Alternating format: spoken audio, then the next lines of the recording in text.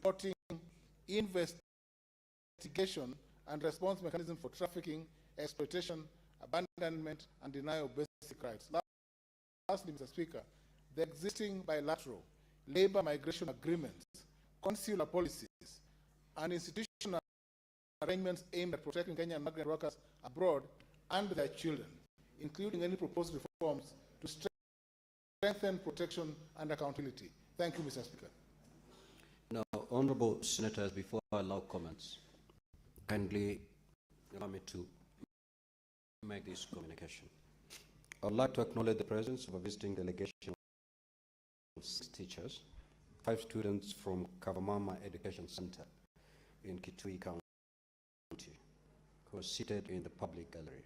The delegation is visiting the Senate for an academic exposition. On behalf of the Senate and on my own behalf, I extend one welcome to the delegation and wish them a fruitful visit. I will request the Senator for Kitui County to extend a word of welcome to the delegation.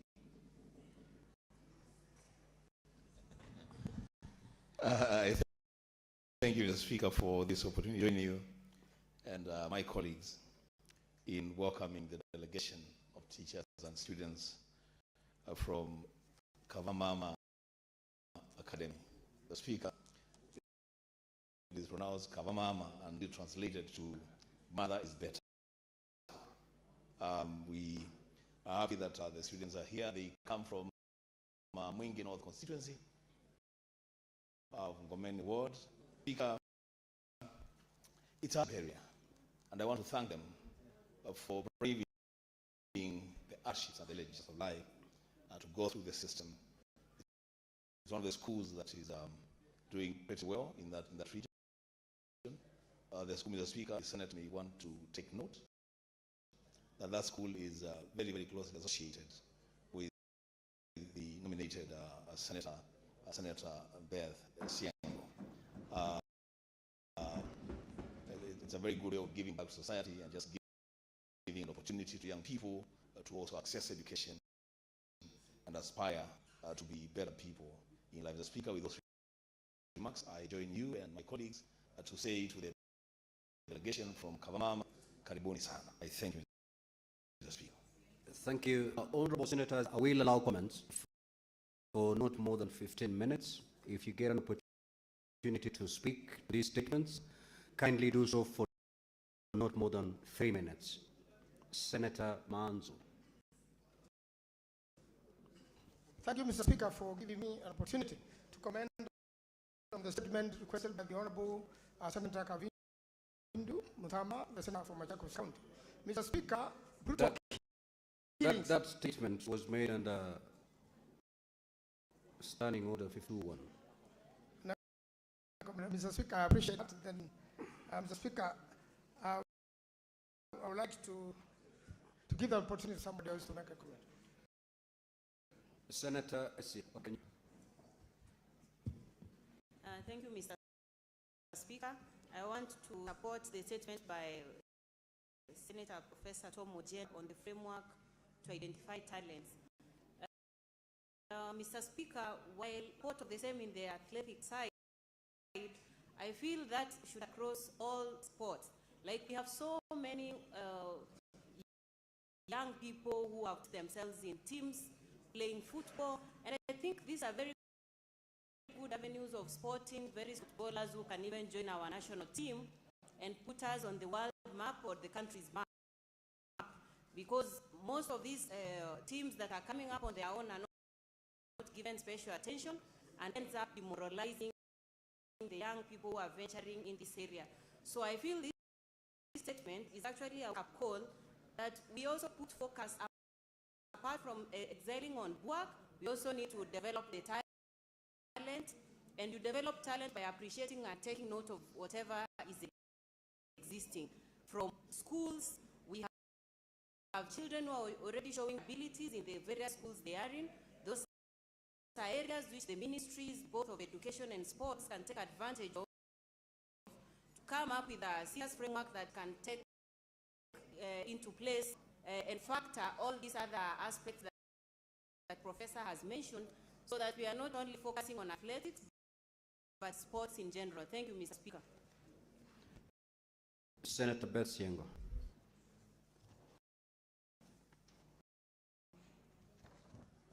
Thank you, Mr. Speaker, sir. Actually, I intended to contribute also to the statement by Senator Kabinu. However, Mr. Speaker, sir, I stand to support the statement by Professor Ojienda, a statement on, about national security and defense. I mean, the registration and citizenship documentation for children born in Kenyan domestic work abroad. Mr. Speaker, sir, women suffer a lot, those who are serving abroad, and when they give birth to children, some of them are not given citizenship in the countries where they are born. Others, when they are born, they are forced to be brought back to the country, and then they are brought up by relatives or grandparents, and they lack that attachment with their parents, just simply because their parents are working abroad.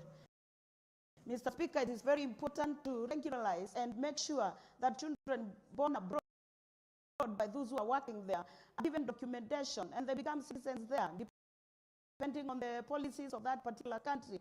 And if not, because Kenya allows dual citizenship, let it be considered, Mr. Speaker, sir, and these children get the right documentation so that they may grow together with their parents, they have that parental attachment, and then they also have a sense of belonging. Thank you, Mr. Speaker, I support. Senator Chuda.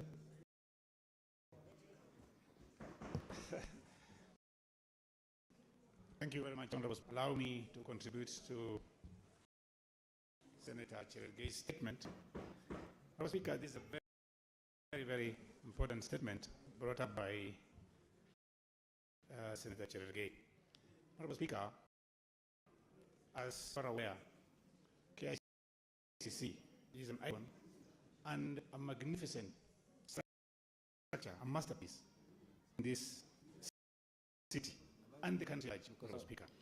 And it was constructed in 1973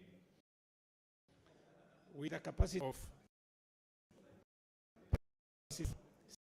6,000 seating, and it holds about 4,000 guests. Honorable Speaker, the statement by is inquiring, amongst many things, profitability, profit and loss of KICC. The most important thing I want to add on what Senator Cherelgei has asked is to inquire use of pending bills. That pending bill, the committee should know, and they need to ask how much of that pending bill is with the government and the other government institutions.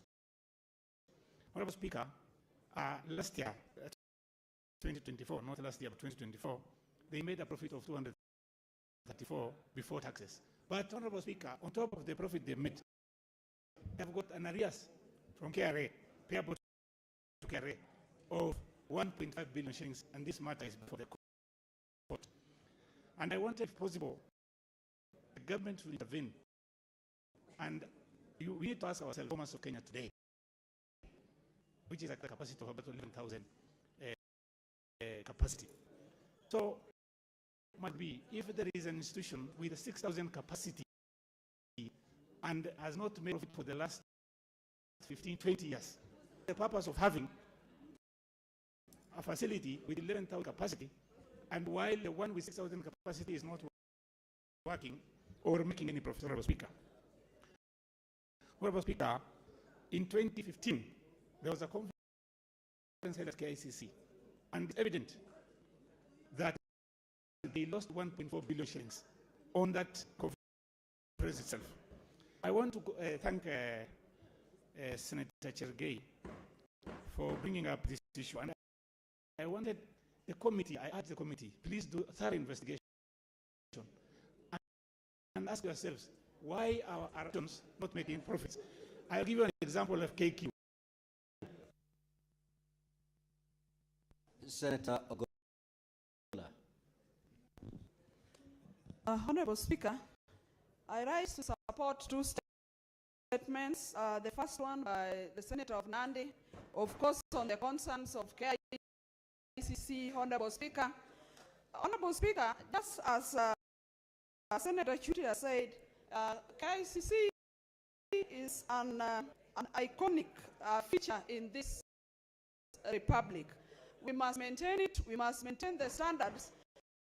Even though the government is doing outstanding work by the work that is being done at Bomas. And as a country, we must support the government, the president in vision in the construction of Bomas, because we need Bomas of Kenya, because it will accommodate all our functions. And knowing that Kenya is at a regional vantage point in this continent, we have a lot of functions that come here, and that is why we must support it. So KICC... Senator Matthew, looking smart. Just take a seat.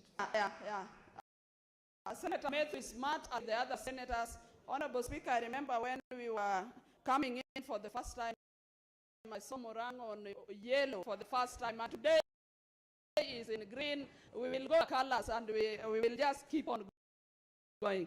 Honorable Speaker, I also want to support the statement by Senator Sifuna on the water shortage in Taita Taveta.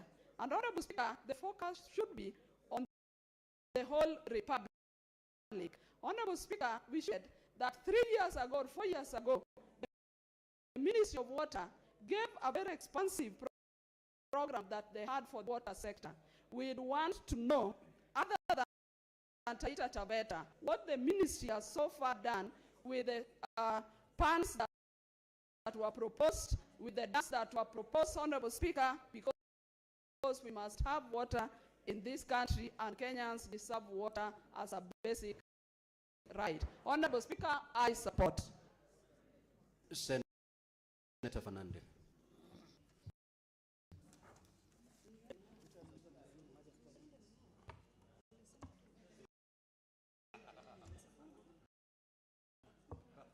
Speaker, thank you. Mr. Speaker, I want to thank the Senator of Kisumu for bringing a statement on athletics development. Mr. Speaker, where I come North Rift, especially Nandi, is where the legendary athletes have always come, especially Nandi and the entire North Rift. I know in other areas, Mr. Speaker, there are many athletes, but I want to say, even Mr. Speaker, to send my congratulations in terms of athletics development to the newly champions of Commonwealth Glasgow Games. Mr. Speaker, Spain was celebrating their World Cup win. As Kenya, we celebrate the three gentlemen who won today in the morning at Glasgow 3,000 meters steeplechase. Number 1 was Edmond Serem. Number 2, Simon Kiprop Koech. And number 3, Leonard Kipemboi Bet, who did 1, 2, 3 podium sweep in the morning, Mr. Speaker. Therefore, it shows that as a country, we are resilient and focused. And Mr. Speaker, I want also to acknowledge that in terms of sports and athletics development, you have seen, Mr. Speaker, that Sebastian Sawe, world record, the only human being who has run under 2 hours. That is 1 hour, 59 minutes and 30 seconds on 26 April 2026 in London Marathon, one of the premier marathons, Mr. Speaker, because there are 5. His record has been ratified. This records that we have in the history that has run, Mr. Speaker. So, Speaker, in the statement that I wanted to add on Senator of Kisumu, we must also be alive that we still, as a country, to put more money in terms of sport development, especially athletics, Mr. Speaker. Mr. Speaker, I don't find a reason why an athlete would win an award. He is being taxed in London and being taxed in Kenya. Why are we subjecting our sportsmen and women to double taxation, Mr. Speaker, which is progressive in terms of development, Mr. Speaker? So I want to appeal to give tax exemption to the athletes. Why are we giving tax exemptions to individuals who are doing tax evasion and tax cheating, yet we cannot give athletes, Mr. Speaker, who have run through sweat and toil and blood to win medals for this and bring honor, Mr. Speaker? So, Mr. Speaker, I must call upon the to create exemptions, Mr. Speaker, Number two, Mr. Speaker, is to recognize. Give them Order, honorable senators. May the Senator Fernandez be heard in silence. Mr. Speaker, be given awards. Why would we give somebody queuing for during an election, give them an award of the book? Yet we cannot recognize at least sportsmen and women, Mr. Speaker. We must change. We are giving even awards to politicians who have integrity issues. Yet we cannot give at least, Mr. Speaker. We must speak to the conscience of this country that sportsmen and women should and must be honored and given opportunity, Mr. Speaker, even to address this house, Mr. Speaker. Let them have opportunity to come and address the houses so that we can honor them, Mr. Speaker, in this house. With those many remarks, Mr. Speaker, I yield the mic and I thank you. Senator Mudama.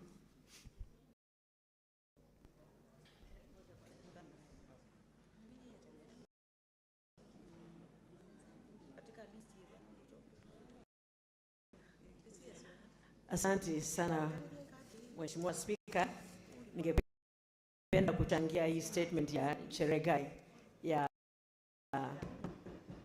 KICC.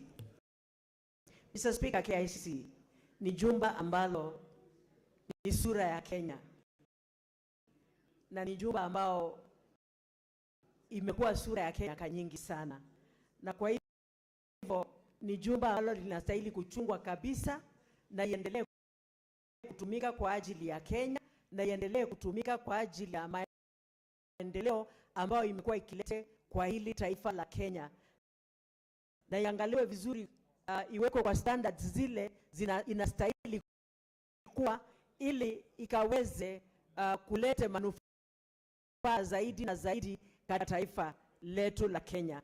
Ya pili, Mheshimiwa Speaker, nataka kuchangia hii statement ya Senator Sifuna, party leader wa Linda Mwananchi. Mheshimiwa Speaker, ningependa kuongea kuhusu maji ya Uzima Springs pale Taita Taveta, ambao ni maji mengi sana na yanasaidia sehemu nyingi sana, lakini ukienda Taita Taveta utapata hao watu hawasaidiki kabisa na yale maji. Kwa hivyo yale maji kwanza yangesambazwa huko Taita Taveta, ikawa kila eneo na kila boma iko na maji, ndio ito huko iweze kufikia sehemu zile zingine zote. Na nikiongea hili ni kama Murang'a tu, ambapo kunatoka maji mengi sana yanaokuja hapa Nairobi, na hali watu wa Murang'a hawasaidiki. Na nikiongea haya pia nataja kuhusu stima ambayo inatoka kule Masinga Dam, ambayo inasaidia watu wa Nairobi wengi sana, na watu wetu pale Masinga hata boma nyingi hazina stima, maana hawawezi kujitumu kuweka ile stima. Ningeuliza serikali ione kama hiyo maji imesambaza kabisa, na hiyo stima pia ya Masinga isambaze kwa kila boma. Asante sana Mheshimiwa Speaker. Senator Mtinda. Thank you so much, Mr. Speaker. And I'd like to make quickly two comments for statements by Senior Counsel Tom Ojenda. First, on the issue of identification of talents, Mr. Speaker. I've looked at the statement. It's narrowed to the athletes. And I speak correctly that when athletes really rise and become national stars, like what we saw recently under 17 starlets that played in Morocco, there was, of course, maximum support by the government, but we have many other young people, young Kenyans who can be nurtured and to grow to become stars in this country, Mr. Speaker. Mr. Speaker, from my seat, I'm very passionate about talent, Mr. Speaker, and as you can see through my pages, I really, really embrace and support young people with talent, because that is the way to go, Mr. Speaker. And so I really support Tom Ojenda when it comes to the issue of identifying and nurturing young talents. And I really want to add the Ministry of Sports, and especially the youth agenda, the youth department, to open up not only the athletes, but even young dancers, young singers, spoken words, all that aspects. When Senator Keroche and Senator Tumujenda, you may consult, yes, but keep it on a lot. You may proceed, Senator. Thank you so much, Mr. Speaker. Senator Tom Ojenda I'm trying to actually comment on your things. If you could give me an ear, then it would make sense why you submit them. As I proceed very quickly, Mr. Speaker, also on the issue of registration for our Kenyans abroad on the issue of the domestic workers. Mr. Speaker, I did put a bill in this House, which I really want to appreciate colleagues because they passed this bill, the Labor Migration Management Bill. It is currently in the National Assembly. I want to request the majority leader to ensure he speaks to his counterpart on the other side and pushes this bill for labor migration management. That bill is going to sort all the issues that Senator Ojenda has proposed in statement. The way to go, the solution is the labor migration management bill. I have so many mothers, including Mama Bilal, who has come to me crying because his son was left in Saudi Arabia, Mr. Speaker, and it is sad. And so I want to urge our majority leader, Senator Aaron Cherio, talk to your counterpart, Senator Ichungo, on the other side, so that this bill comes to conclusion, this bill gets assented. It is what is going to solve the issues that has been raised by Senator Tom Ojenda. Those many of you, Honorable Speaker, I support. Senator Sifuna. Speaker, I'm one of the tenants at KICC, and I want to thank the Senator for coming to our rescue, Honorable Speaker, by bringing the concerns around KICC to the floor of the House. Speaker, I think there is a problem somewhere. The management has really let that building go. There's hardly a week where you go there and the lift has not stopped working. You come to the floor on which my building is, all the light for some reason are broken and have not been replaced for quite some time. And we are hoping that the management can remember that this is a very, very premier destination in terms of tourism and conferencing, Honorable Speaker. I doubt that there is a building in this country that is more famous than the KICC. The surprising thing is, and I've raised this with the management, I'm sure they know, at least once a week, I see them replacing those water fountains. I thought that project for the water fountains was something that was supposed to be done once. I don't want them to behave like State House, where they're changing the roof every so often, Honorable Speaker. I want us to be able to find a lasting solution because it's a big attraction, Honorable Speaker.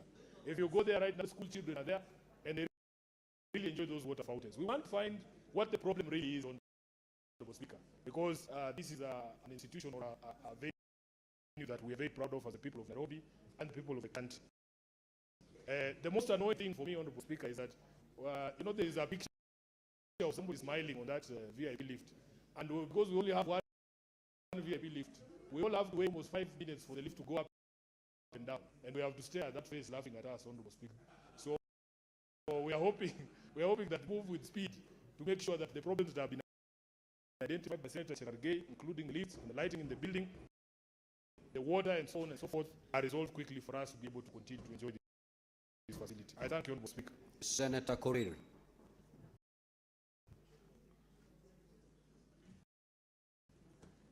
Yeah, thank you very much, Honorable Speaker, for giving me this chance also to comment on the number of statements that are raised by the Honorable colleagues.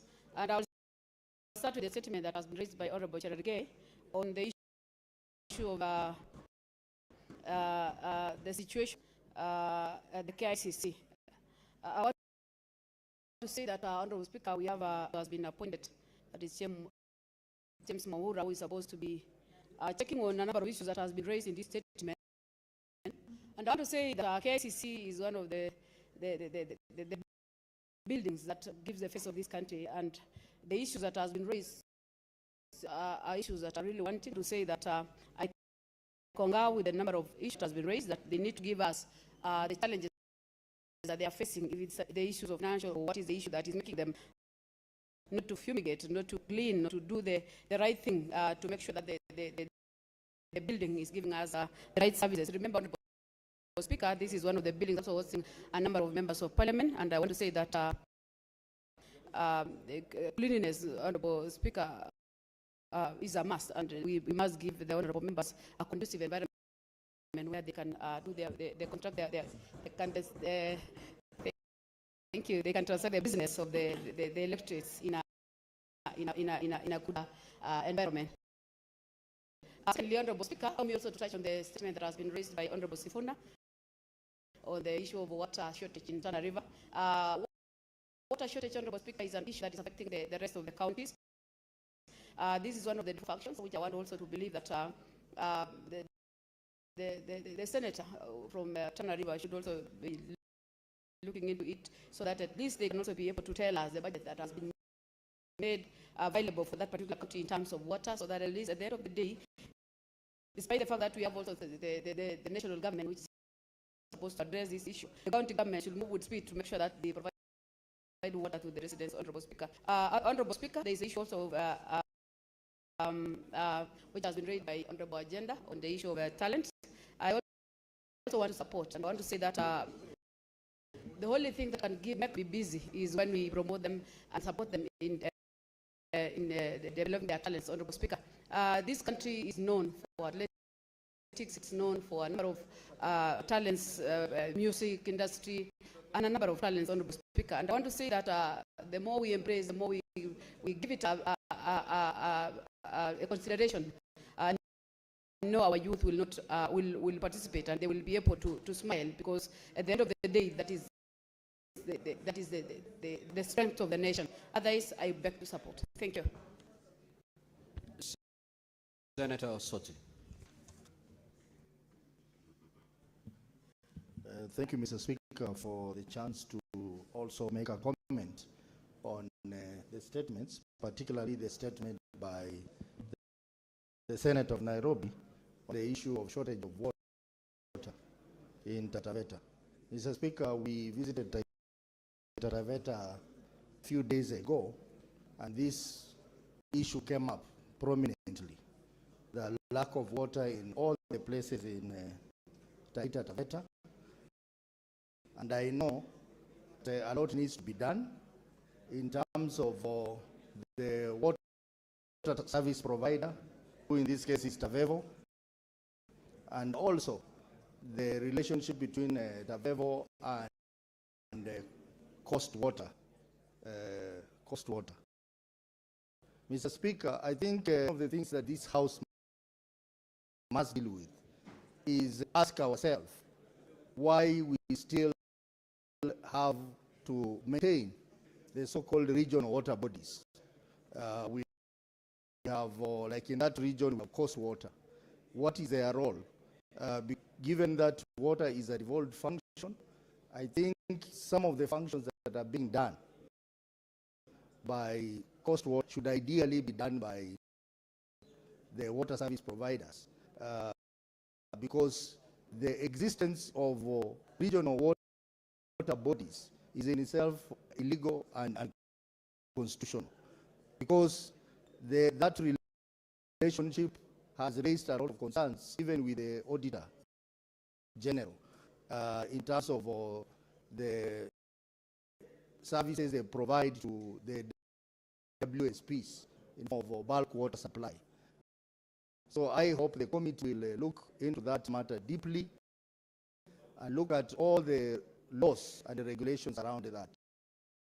And I think it's also high time this House needs to review the Water Act, which in my view, it is unconstitutional, because it seems to be taking back the water function to the national government through the so-called regional water bodies, whose role is basically to prepare proposals for donor funding, and then carry out mega projects, and then after that they hand over. In fact, they don't even properly hand over as per the Water Act. They just leave it there. If you go to most counties, you find the water projects are not fully utilized because of that limitation in handing over process as per Section 62 of the Water Act. Senator Moore.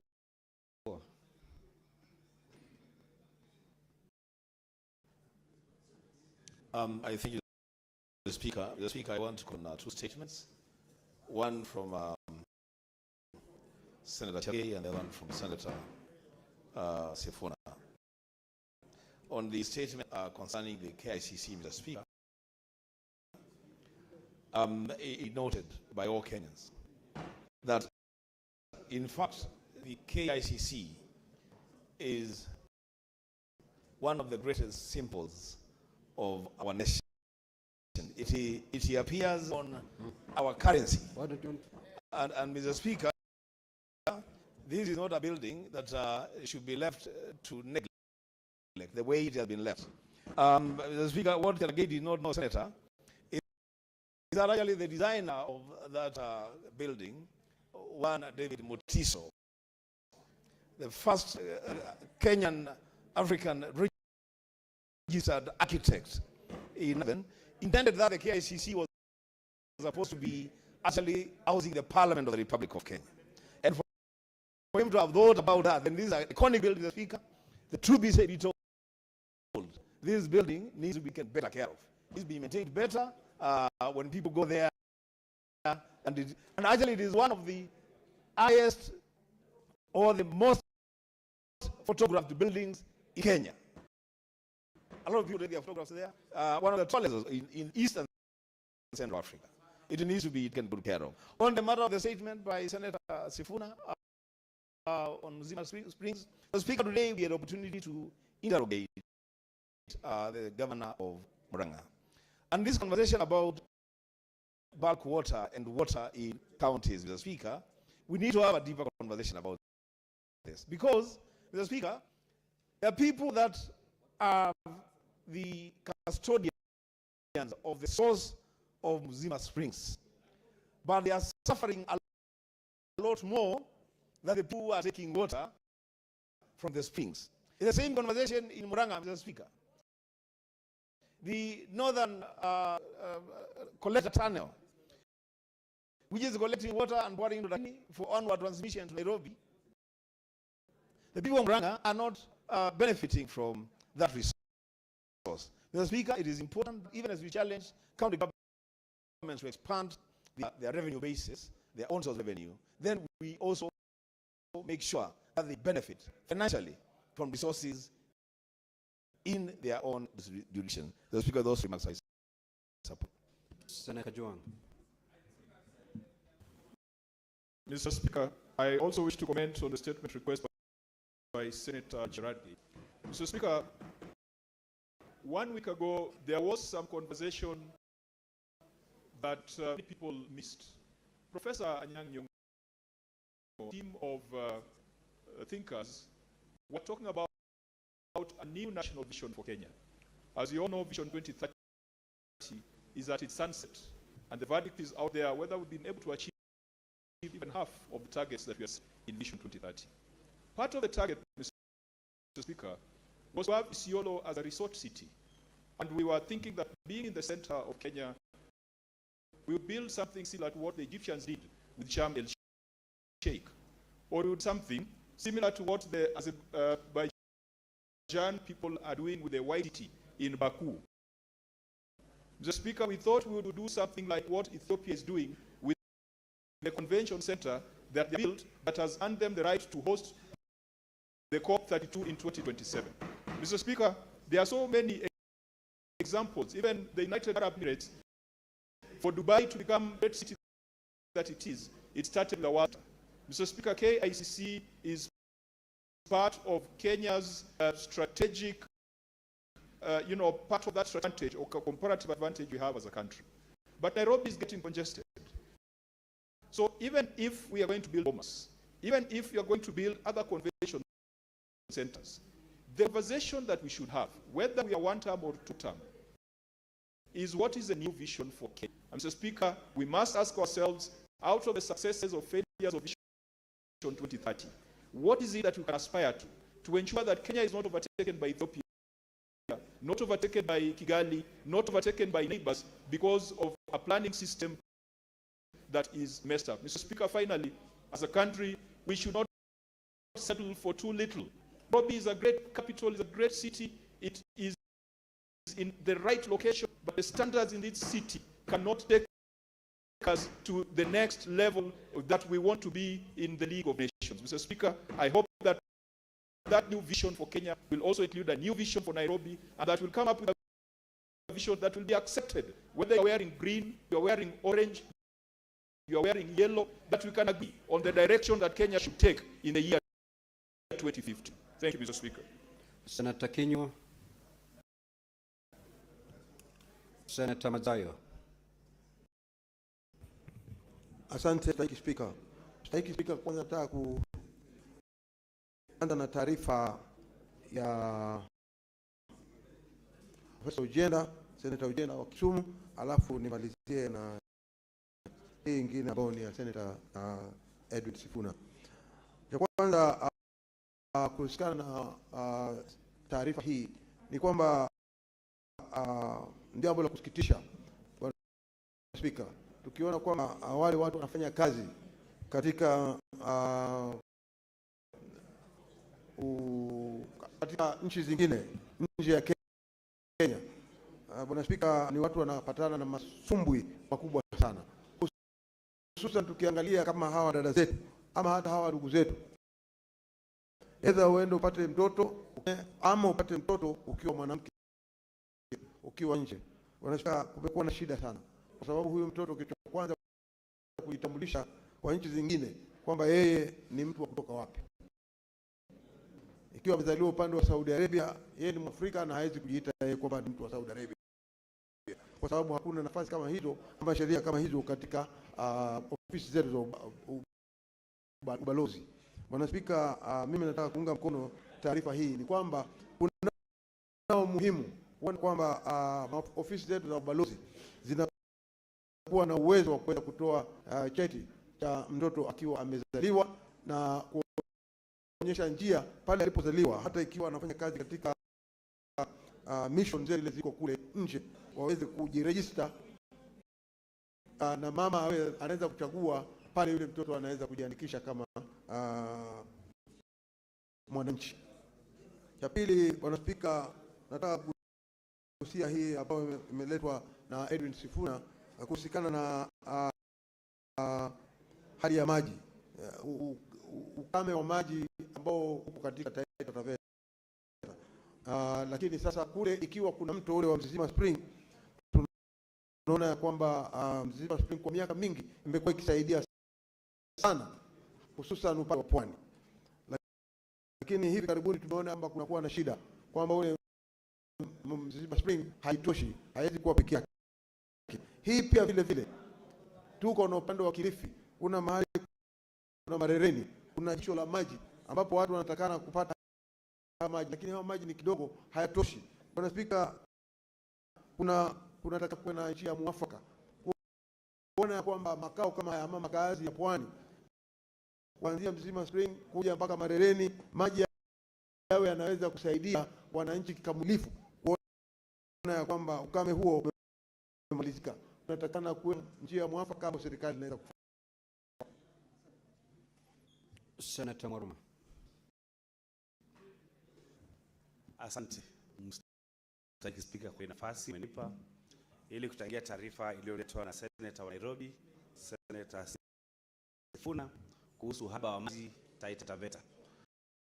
Mheshimiwa Speaker, la kushangaza ni kwamba gatuzi la Taita Taveta halina uhaba wa maji, kwa sababu kuna vyanzo vingi vikiwemo Mzizima Spring, Njoro Spring,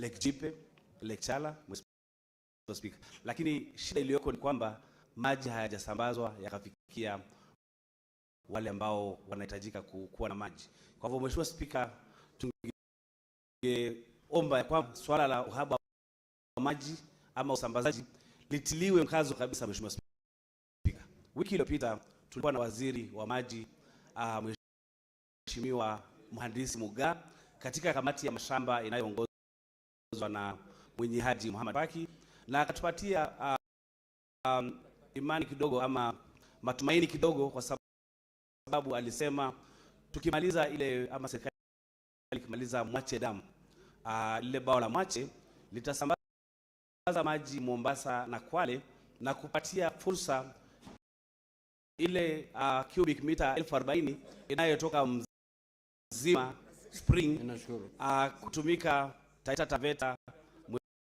Mheshimiwa Speaker, zaidi kwa sababu ile damu itapatia Mombasa na Kwale maji. Mheshimiwa Spika, bawa Mzima 1 inatumika saizi Taita Taveta, Kwale na Kalolelifi na Mombasa, lakini yale maji yamekuwa machache kwa sababu lile bomba la Mzima limepasuka na limezeeka. Kwa hivyo yale maji mengi yanapotea kwa sababu lile bomba la maji limepasuka. Mheshimiwa Spika, swala lingine ambalo linaleta uhaba wa maji Taita Taveta ni kwamba lile bomba la Mzima 1 likipasuka, basi wale coast water wanachukua muda sana kuirekebisha. Kwa hivyo Mheshimiwa Spika, tunasema ya kwamba ni lazima Coast Water Services Board itilie maanani kurekebisha bomba la maji la Mzima linapopasuka. Mheshimiwa Spika, pia kuna deni kubwa sana ambalo Water Services Board wanadai TAVEVO. Mheshimiwa Spika, ni kwa sababu ile kupotea maji ya mengi sana, kwa ile kimombo tunaita non-revenue water. Mheshimiwa Spika, maji yanapotea kwa sababu ya wizi wa maji na kupasuka kwa bomba. Mheshimiwa Spika, kwa hivyo ningependa kusema ya kwamba lazima TAVEVO waangalie ili bomba linapopasuka walirekebishe kwa muda unaofaa. Senator Thangwa. Thank you very much, Mr. Speaker. And as I comment on the statement, I've just witnessed the swearing in or taking of oath of the newest member of Parliament, and we were at the National Assembly. And comparing how things are run there, I can say you are very, very sober, Speaker. Very, very. Mr. Speaker, I wish to support the statements I think by Senator Ojenda about the registration and access to citizenship documentation for children. Mr. Speaker, last year I visited Saudi Arabia, and in the streets of Saudi Arabia I found some Kenyan women with their children in the streets of Saudi Arabia, homeless, without anywhere to go. They cannot leave the country because they have no documentation or document for their children, and they cannot leave their children. So they choose to remain in the streets because nobody can employ them. And again, the embassy there was not helping then, Mr. Speaker. I wish the Kenyan embassies all over the country, all over the world, should have dedicated desks for migrant workers, and especially women who get children out of wedlock. Because, Mr. Speaker, some of them get raped there, some of them get children and then their fathers disappear, and they have nowhere to go. And Mr. Speaker, I followed one particular case of one woman called Madali, and I'm happy to announce that we were able to bring her back home with her children. But the process of getting that certificate, Mr. Speaker, we had to wait for an officer from Kenya to go to Saudi Arabia, take the DNA, then come back to Kenya and give the results, Mr. Speaker. I think embassies should do something about that, and they have agreement with governments and hospitals there, so that those DNAs can be done in those countries without wasting people's time, and so that we can save these mothers, Mr. Speaker. So I think this is something that requires a lot of time and investment to help our mothers and to help the children who are mostly in the streets or probably are being trafficked elsewhere, because Kenya cannot assist them, Mr. Speaker. I support this statement. Senator Okech.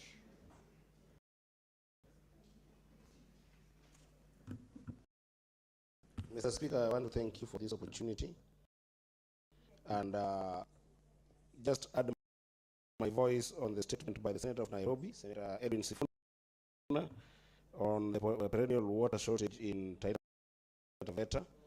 Mr. Speaker, we have had the privilege as the committee that is in charge of public investments across our counties, and that is, Mr. Speaker, CIPIC, through the leadership of Sosi. And I want to say that perhaps categorically the CIPIC committee should further interrogate on the document they looked at in terms of the water problems in Taita Taveta. And more broadly, Mr. Speaker, this water problem is happening because of Tavevo, as the Senator of Taita Taveta actually rightly put. The non-revenue water at Tavevo, Mr. Speaker, is concerning. It's one of the issues that we have had in the country.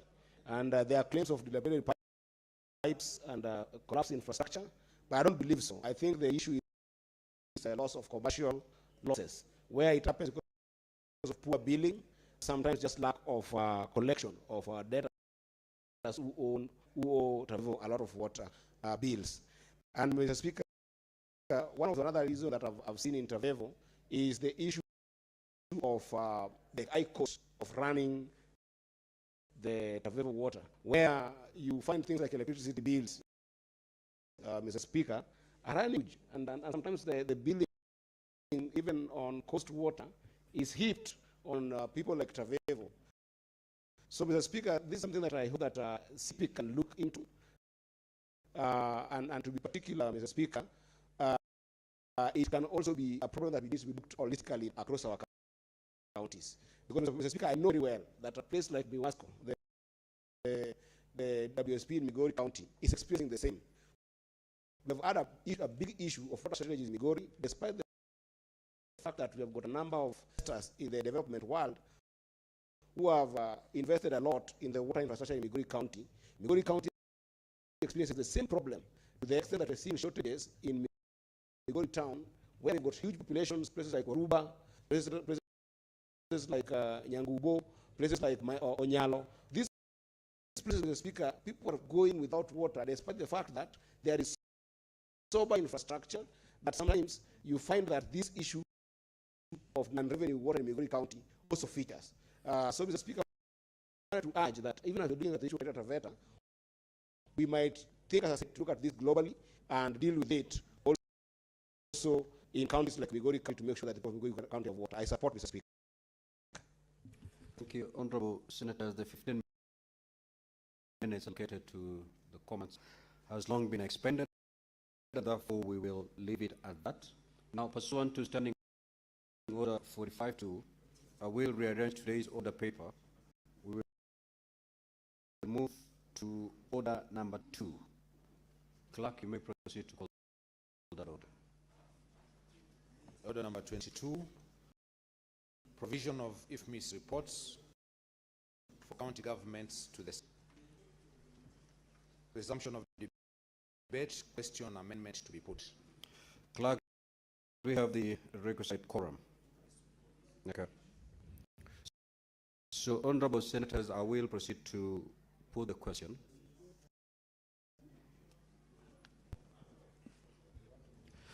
That the motion be amended in the 5th paragraph by inserting the word environment, the words unaccounted for, and by deleting the words respective senator appearing in the last paragraph and substituting the words relevant oversight committees thereof. Will as many as of that opinion say aye? Will as many as the contrary opinion say nay? So the nays have it. So now on, yes.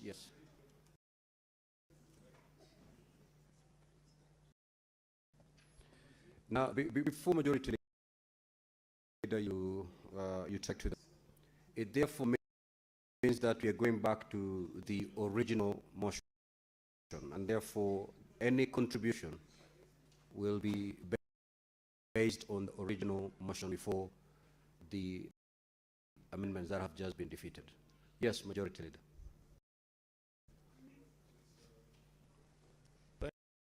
Thank you, Mr. Speaker. Mr. Speaker, I must thank Senator Andrew K. Omtata. Omtata. I need to get his names correctly. You know, Speaker, we have quite a number of presidential candidates in the House, and we must learn to, in the Senate, we must learn to pronounce their names correctly. There are chances not to standing, I must say this, Mr. Speaker. And this is such one good and noble Mr. Speaker, proposal by our colleagues. Many times, Mr. Speaker, there are things that we propose in this House which are very difficult to implement because, unfortunately, they are not within our powers, Mr. Speaker, to either execute or force the agencies, one of the agencies that are supposed to do it, Mr. Speaker, to actually move in the manner in which the House has directed. But fortunately for this one, that Senator started speaking, this is a matter that is particularly well within our purview as a Senate. This is a House that interacts with the financial reports, Mr. Speaker, from both the Auditor General and reports also of the Controller of Budget, Mr. Speaker, up to and including reports from the Treasury, where the final and event counts, Mr. Speaker, of what has been settled by the county governments can easily be availed to the House. Mr. Speaker, in the year 2016, and I don't know if Senator Boni Halwale still recalls, as members of Budget and Finance Committee, there is a practice which was introduced to the Senate, and that is of releasing statements, Mr. Speaker, to the individual senator on their exchequer releases by the National Treasury, whereby if you go to the pigeonhole, which I'm not sure if members still use their pigeonholes, you know, Mr. Speaker, in these days of technology, people have lost the beauty and the art of receiving letters and opening them. Everybody believes in reducing it to a WhatsApp message. But back in those days, you'd go to the pigeonhole there when you used to be in the Senate lounge just adjacent to this House, Mr. Speaker, and you pick the statement from the National Treasury or from the Controller of Budget of how funds have been dispersed to you.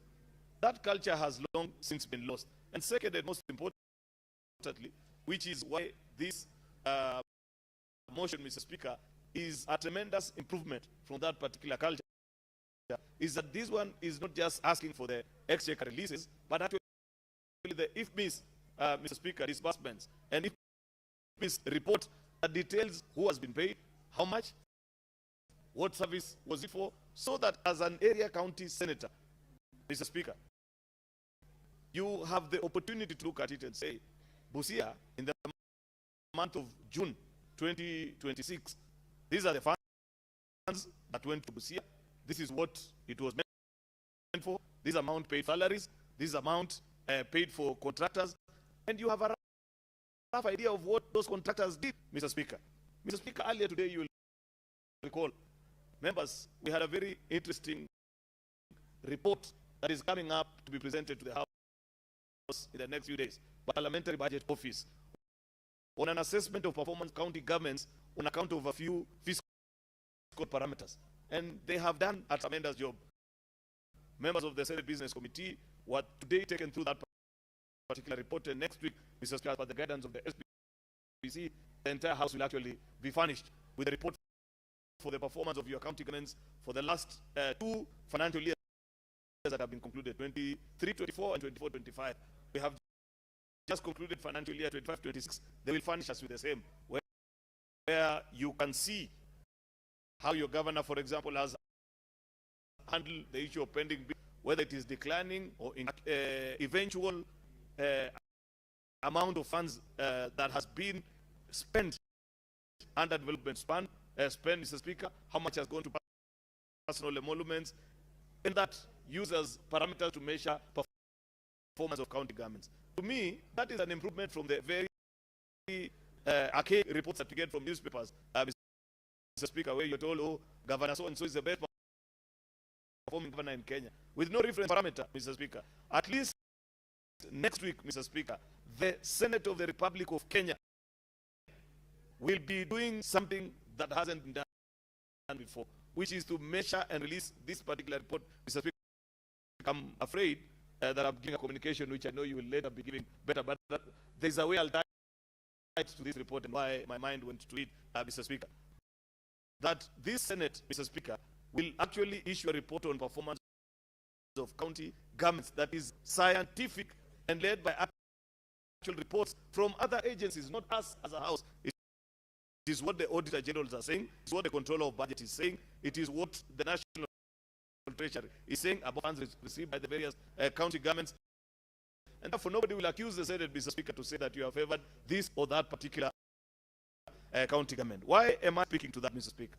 I was just tying it to the improvement that Senator Andrew Mtata wants us to have in the reporting structure of his reports that are sent to this House, Mr. Speaker. Because when you receive a report on exchequer releases, it is just a block figure where you know that 200 million or 300 million is the amount that went to a particular county with no particular or specific focus, Mr. Speaker, to what it did in a particular county, Mr. Speaker. At least, as an area senator that is diligent, Mr. Speaker, you will be keen enough to know that if you see a particular contractor being paid through your own networks, because and we have, this particular current session of the House, we have resourced our members by at least ensuring, on account of the County Oversight Fund, Mr. Speaker, that they have representative and staff involvement, Mr. Speaker, that allows senators to have a good establishment that can keep track of county projects at the counties. And if you see a particular contractor, for example, has been paid, and you know this particular contractor was building a certain hospital, as a present senator, Mr. Speaker, through either you directly or through your officers, you're able to tell whether that contractor is on site or they long about on site and they are now just pilfering public funds, Mr. Speaker. This is why this motion is existing to me, Mr. Speaker, because upon the passage of this motion, it is within our powers as a House of Parliament to actually direct the Treasury and say, that as a result, by way of vote, that from this particular month of July 2026, furnish the House with the reports of the particular counties. And why I'm equally even further excited is that, to be honest, I didn't have an opportunity to listen to our colleague, Senator Wakwabubi, on why she wanted these reports sent to individual, what is it called, to committees of the House. Because I feel the original idea that Senator Mtata had of making sure that these reports are sent to the individual senator, Mr. Speaker, is much more accurate, Mr. Speaker.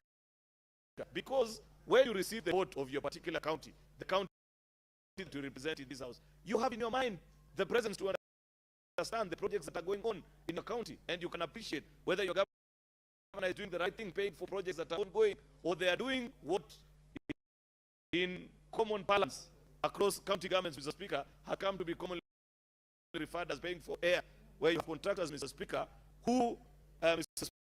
Speaker, have companies that are just readily available for pilfering funds. You will never see them doing any project in any part of the county, but if you go through the IFMIS reports, their payments are always regular, they are in huge figures, Mr. Speaker, and they are in duplicate of different companies named different names, but all belonging to the same clique of individuals. This is strengthening oversight. And Senator Mtata, when you do a good thing, you deserve to be told you have done well.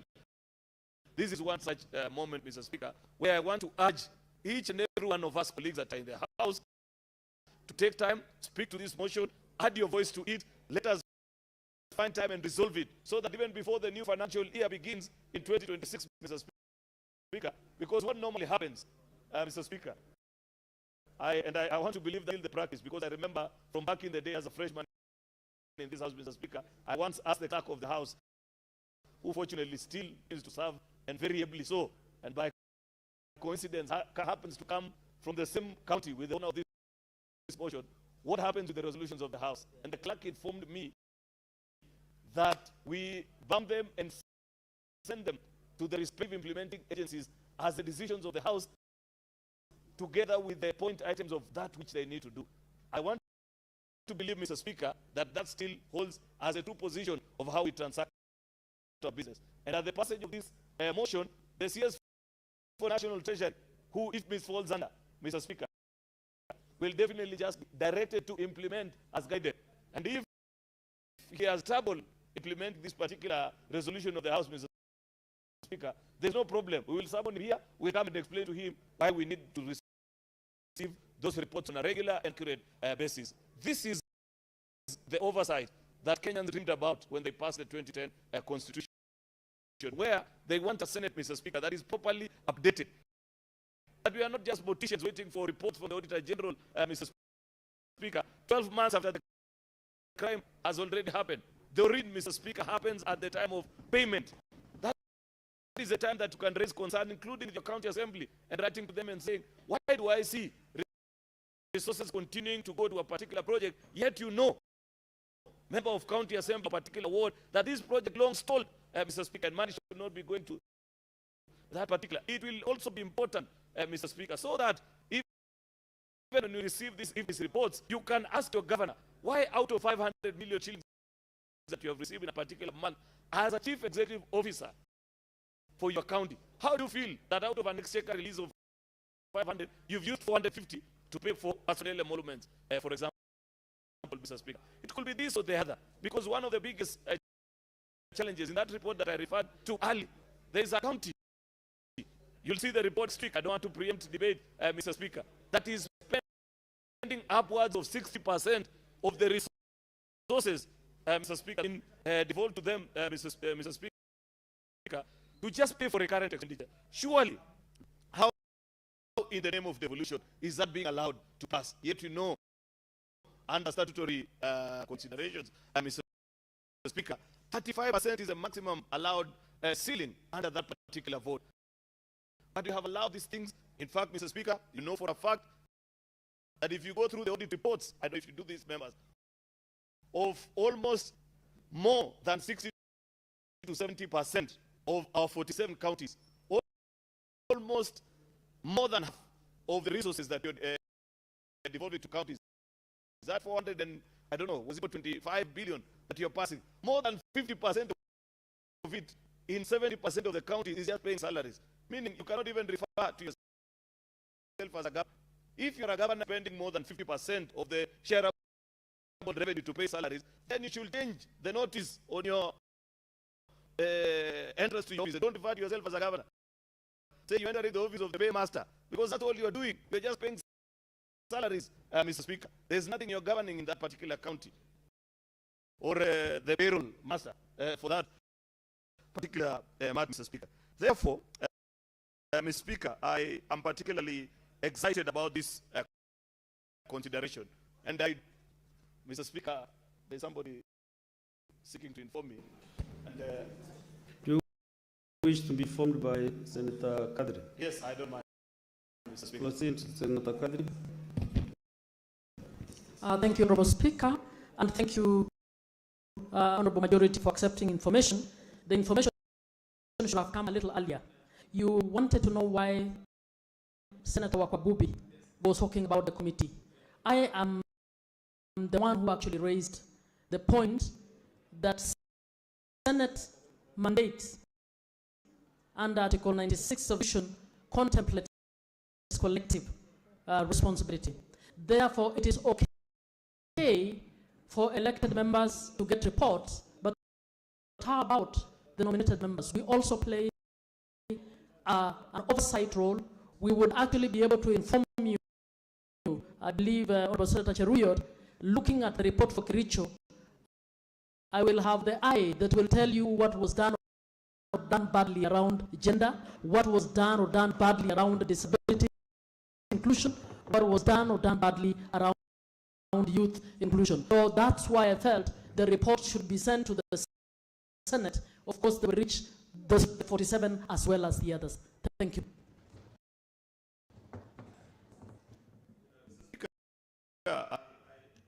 I hear Senator Catherine Moma, and that's very useful information, I must say, Senator Catherine. But nothing really stops our colleagues, the nominated senators, from accessing this particular report.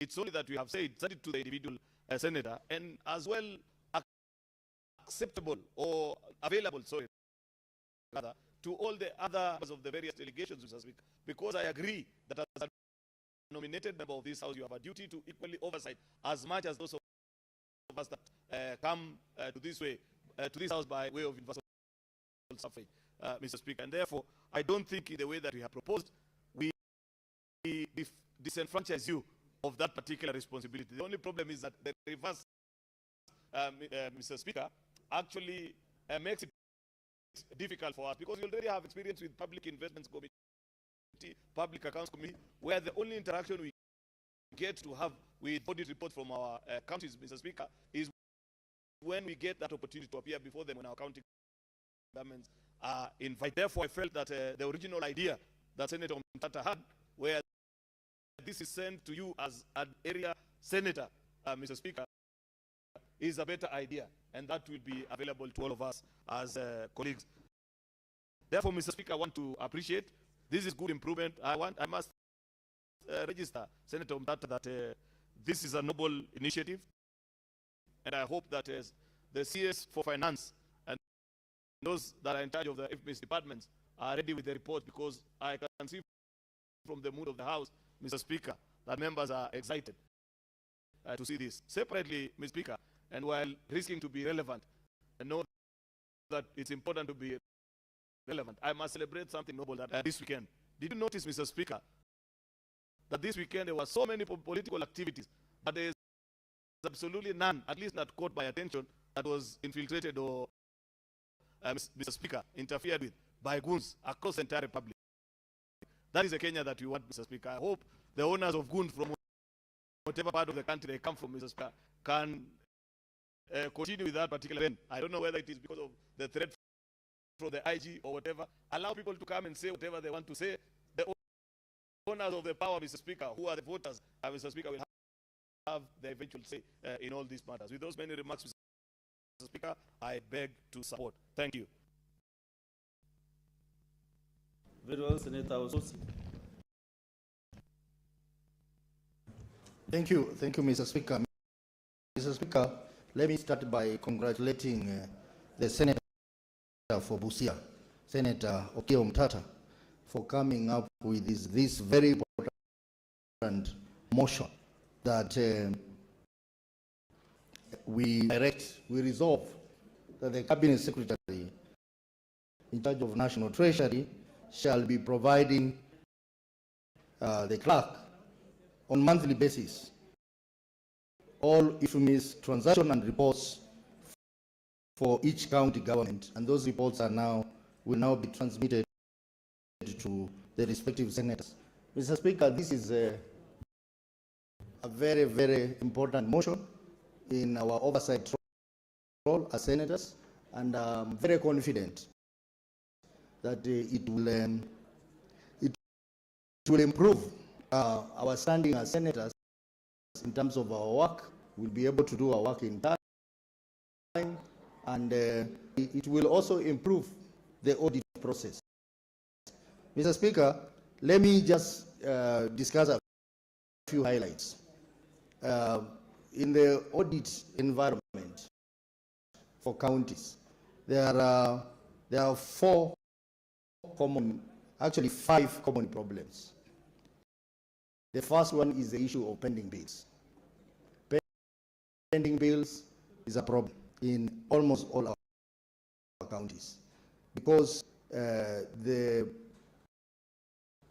process of prioritizing payments in the counties is determined according to the interest that county officials have, governor or the chief officers or others there.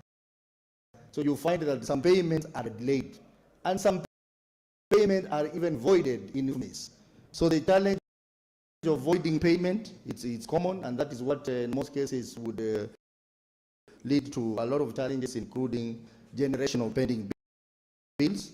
So this particular motion, if implemented properly, will give us a chance to know which payments have not been prioritized and for what reason they have not been prioritized. So eventually, Mr. Speaker, we will,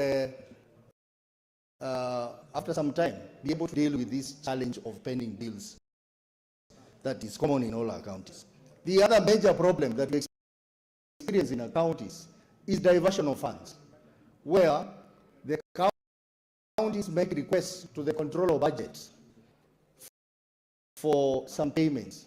Once the controller of budget has approved requests, those requests are substituted with other payments, which were not approved by the control of budget. And actually, this also leads to pending bills. So the issue of diversion of funds, which is a crime, Mr. Speaker, will be flagged out by senators, because we will be able to know which particular payments have been diverted and which ones have not been diverted. Then there is the issue of late disbursement of funds, which in most cases has been blamed on control of budget. But sometimes it is also largely to do with the Treasury. So we will be able to know what is happening in IFMIS and know where the blame should lie. Then there is a challenge of non-remittance of statutory deductions, where counties make payments without paying taxes, without paying SACCO dues, without paying pension, and this has been a problem in most counties. We will be able to flag out all this. Mr. Speaker, so this motion is important. I want to support it. And most importantly, it will help us to stop being morticians, Mr. Speaker. You know, we are basically morticians. We wait for the Auditor General to do his report, and then now we come a year later. Now the system has improved because of Article 229, Mr. Speaker, so that we could even look at reports that were done 2-3 years ago. We'll be able to do these things almost in real-time. 1 month period, we'll be able to discover if there is any major fraud in the offering or any major anomaly, and we will be able to pick it up. So instead of waiting for the Auditor General to do her report to us 1 or 2 years later, we'll be able to pay time and be able to act on it as soon as possible. But Mr. Speaker, as I said earlier, there are gaps in the audit process. If you look at the Auditor's General reports and the process, you realize that there are huge gaps. You know, the law does not allow the Auditor General to give us the draft management letters that they usually give at the point of exit meeting. But if you look at the draft management letters, it usually has many issues which would end up in the main audit report that is published. Mr. Speaker, this process will allow us to be able to flag out some of those issues which don't eventually end up in the audit report that is published by the Auditor General. And therefore, that will help the Senate to enhance its oversight role, to enhance its governance issues on matters of funds in our counties. But Mr. Speaker, even as we do that, even as we seek to get the reports on monthly basis, I would like to advise that this process, let us see how it runs. But the most ideal thing is for the senators to be given read-only rights to IFMIS, so that we don't have to wait for 1 month. Then we get reports. Sometimes those reports may be manipulated. Some important information may be omitted. So we come and look at it a month later. The most ideal thing would be we are given access to IFMIS, read-only access, and we are able to check for ourselves what is happening in as far as payment in our counties is concerned. That will help a great deal. Real-time access to IFMIS. But Mr. Speaker, even with that IFMIS access, will still be incapacitated. Even with these reports that we are talking about, will still be incapacitated. I think the most ideal thing, and this is something that we have been crying for, we need IFMIS to be an end-to-end solution, financial management solution, right from the counties where we have COB officials, then coming to COB, the approval process they undertake, and then coming to the payment at Treasury through IFMIS, and then eventually to Central Bank. The challenge of IFMIS is not yet an end-to-end solution.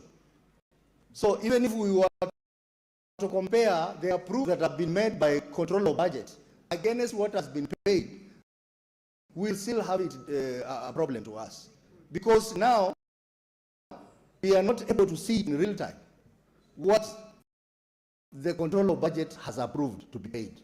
So I think even as we support this motion, the most ideal thing would be, one, to be given real read-only access to IFMIS. Number two, to push so that we have an end-to-end IFMIS solution.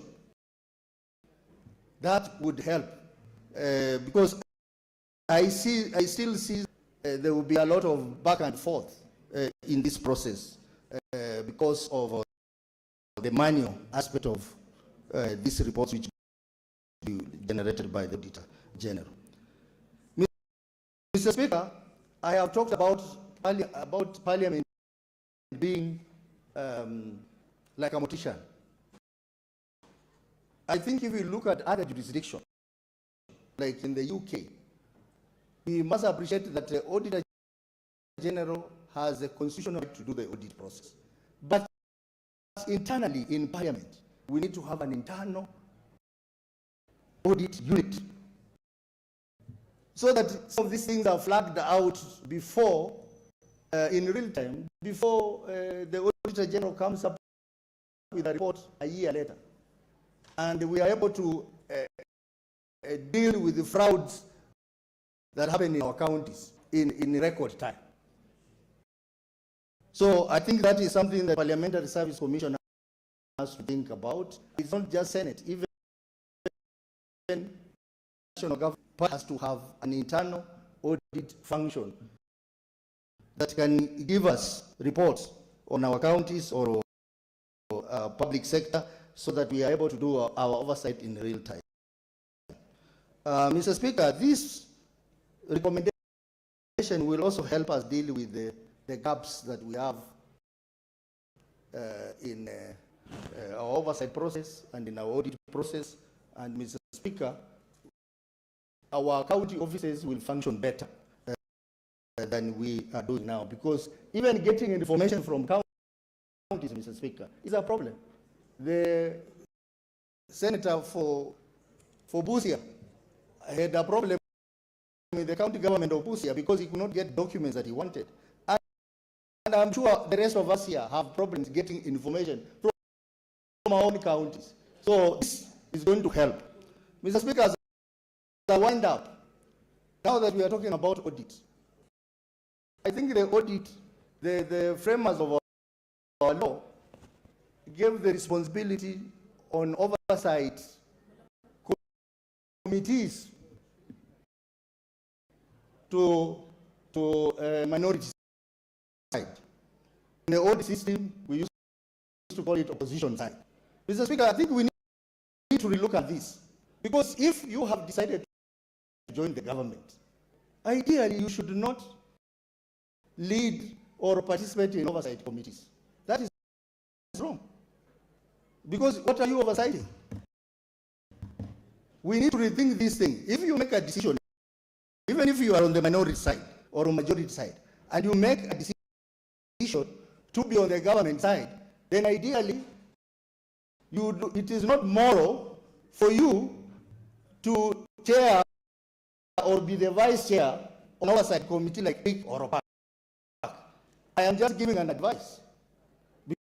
because of what is happening in this House and even in the National Assembly. You cannot be, for example, the chairman of PAC in National Assembly oversighting the same government that you are supporting day-to-day basis. Then that is no oversight. So even as we do this, I know Senator Omutata is working on something on this.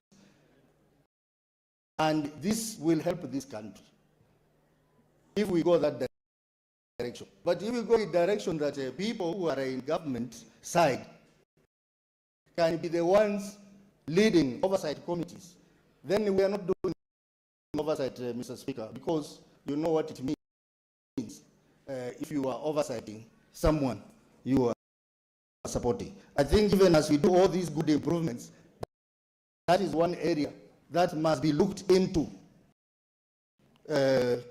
carefully so that we can give confidence to the Kenyans and the public that indeed the House of Parliament are serving the people of Kenya in terms of oversight. I think this motion will help us a great deal, but then as alluded by the majority leader, I think motions are passed by this House. But this motion, sometimes implementation becomes a problem. And that is why, Mr. Speaker, I still support the idea of us having a committee on implementation, so that some of these things, good things that we pass in this House, are followed up in sufficient time by a specific committee to ensure that they are implemented. I fear that 60 days after we pass this motion, I fear that maybe Treasury may not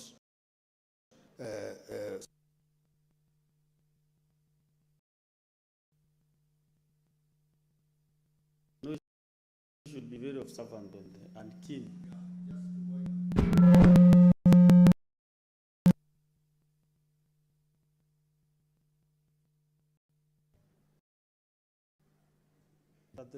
Just put the full stop within 30 seconds. Thank you, Mr. Speaker. So, Mr. Speaker, I want to call upon, I think, Finance Committee. Once this motion has been passed, please ensure that this motion is implemented within 60 days after the passage of this. Otherwise, we will not be doing justice to the member who has come up with this motion and many of us who are supporting this motion. Mr. Speaker, I support. Senator Salgai Samson.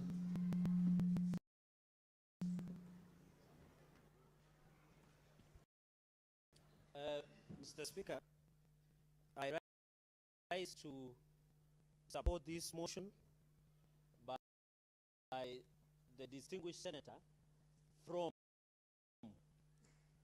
Busia, Senator Okoiti Okia Omtata Andrew, who was a presidential candidate. I don't know whether he's still a presidential candidate. And somebody has alluded that we have a number of presidential candidates in this House. We have him, Nairobi Senator. We have people who want to be governors, others cabinet secretaries. So this House is full of leadership. And we have former members of this House, Mr. Speaker, who have gone to high offices, including the current Deputy President, Professor Kithure Kindiki, was sitting where you are sitting then in the last session. So it looks like your future is bright if you follow in those footsteps. So I want to congratulate my brother, Senator Okia Omtata, who is always very level-headed, who is always out. And I remember the reason can be same. I remember when Senator Omtata was attacked for demanding for this information. It was very unfortunate by the goons allegedly sponsored by Busia Governor. And it's unfortunate, Mr. Speaker, I saw he was never given a chance to address the installation and consecration of the SCK Diocese of Katakwa, new bishop. He was just acknowledged, Mr. Speaker, but I hope next time we will be allowed to say something as a presidential candidate. Mr. Speaker, stems from the fact that access to information under Article 34 and 35, access to information and access to media is a basic right, Mr. Speaker. But you find most of our Kenyans, especially in most of our counties, they can't access even a budget, Mr. Speaker. They can't access even a CIDP, County Integrated Development Fund, the development program. They can access annual development plan. They can access medium paper that is processed by the county governments of either county executive or county assembly. Mr. Speaker, when you were in the last session, and I thought in 2016 you passed a bill called Access to Information Act, and I know then you serve by the lower house, the National Assembly, and you did process that act. But it looks like access to information held by state agencies is still a mirage, Mr. Speaker, which is very unfortunate. That we don't need to come and do a motion to do our job as envisaged in under 96 on oversight, Mr. Speaker. When I need, and by the way, I want to confess, whenever I need information from the county executive of Nandi, I have to use a lot of magic, including, Mr. Speaker, even sorcery-like tactics to access some of this information, Mr. Speaker. Because the governor there who runs the county wouldn't want anybody to know what he's doing, because he's conniving, perambulating and lamenting into the access of the information, Mr. Speaker. So, Mr. Speaker, I have said sorcery-like. I have not said like sorcery-like, Mr. Speaker. There's a point of honor from Senator Kavindu Mudhama. Mr. Speaker, I want to hear from Senator Teregai what kind of sorcery he uses at this hour and era to bewitch. Are you a witch? Are you a wizard? So that you can use sorcery. Can you tell this house if you are a wizard that you use sorcery? Thank you, Mr. Speaker. Mr. Speaker, can you make that necessary clarification? Is it clarification? Mr. Speaker, I said sorcery-like tactics, militant-like tactics, that you know, as the descendant of Koitalam, there is a way I can express it. It comes out, Orgayot-like, Orgayot, you can only express in my local language, just like during decades, Mr. Speaker. So, Mr. Speaker, the reason I'm arguing is that most of the Mr. Speaker, you do wish to be informed by Senator Omtata? Yes,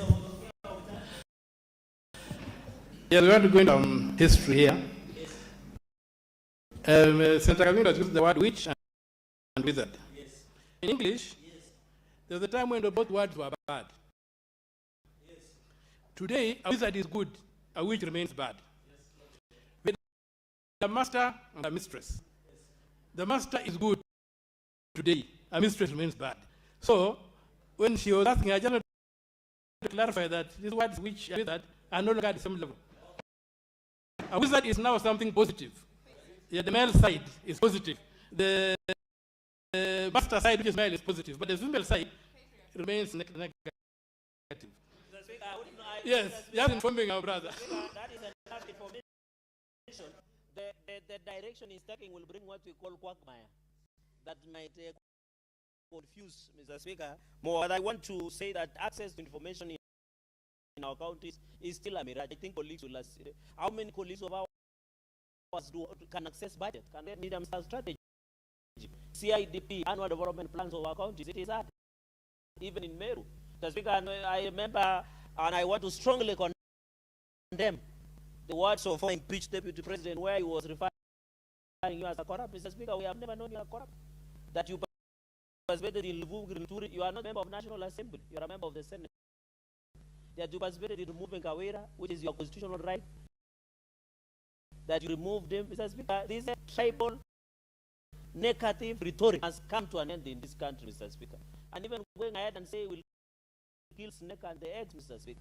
Those are rhetorics that have challenged the NCIC to pick up immediately and investigate and ensure such people as former impeached deputy president must feel full force of the law. They are not above the law. No one is above the law, Mr. Speaker, and you must be respected. I even saw attacking even an Asian origin, Rahim Dawood, a member of Ocean that has been elected severally by people of Meru, that they should let somebody who is Meru. Mr. Speaker, what is incitement and hate speech more than that? And NCIC should look for information, Mr. Speaker. Mr. Speaker, this claim must be taught through the rule of law, Mr. Speaker. And I hope people like my brother Vihiga Senator should disassociate and distance themselves from such people who promote ethnic rhetoric in this country, Mr. Speaker, so that we can move out in this country, Mr. Speaker. Mr. Speaker, let me get to the substratum and the flesh of the matter, Mr. Speaker. So I want to thank Senator Okiya Omtata for the issue of information management and integration system. Just a minute, Senator Chelgi. Point of order, Mr. Speaker. Mr. Speaker, I is on standing order number 105 on statement of fact. He has said that I associate with those kind of people he has talked about. Mr. Speaker, I want to be very clear that I, Godfrey Sosi, I associate and proudly associate with the Linda Mwananchi movement. And Linda Mwananchi is a movement that will change this country for the better. And under the leadership of His Excellency Edwin Watenya Sifuna, not the people that he's referring to.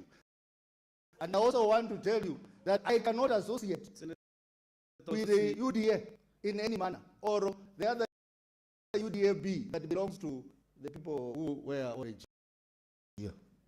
Actually, what he said is you should desist. You should not associate yourself with such characters. Mr. Speaker. But you want them to do a bit of some politics. Yes, Mr. Speaker, when Senator Cherargei is speaking, he wanted to get the limelight. But I want to reply. Let's get another point of order as a UDA, from the majority. We don't want to even in the next slide. We will never allow sources to UDA, even if it comes like an angel. I can confirm to that. That as No. member of There's a Senator Chelgi.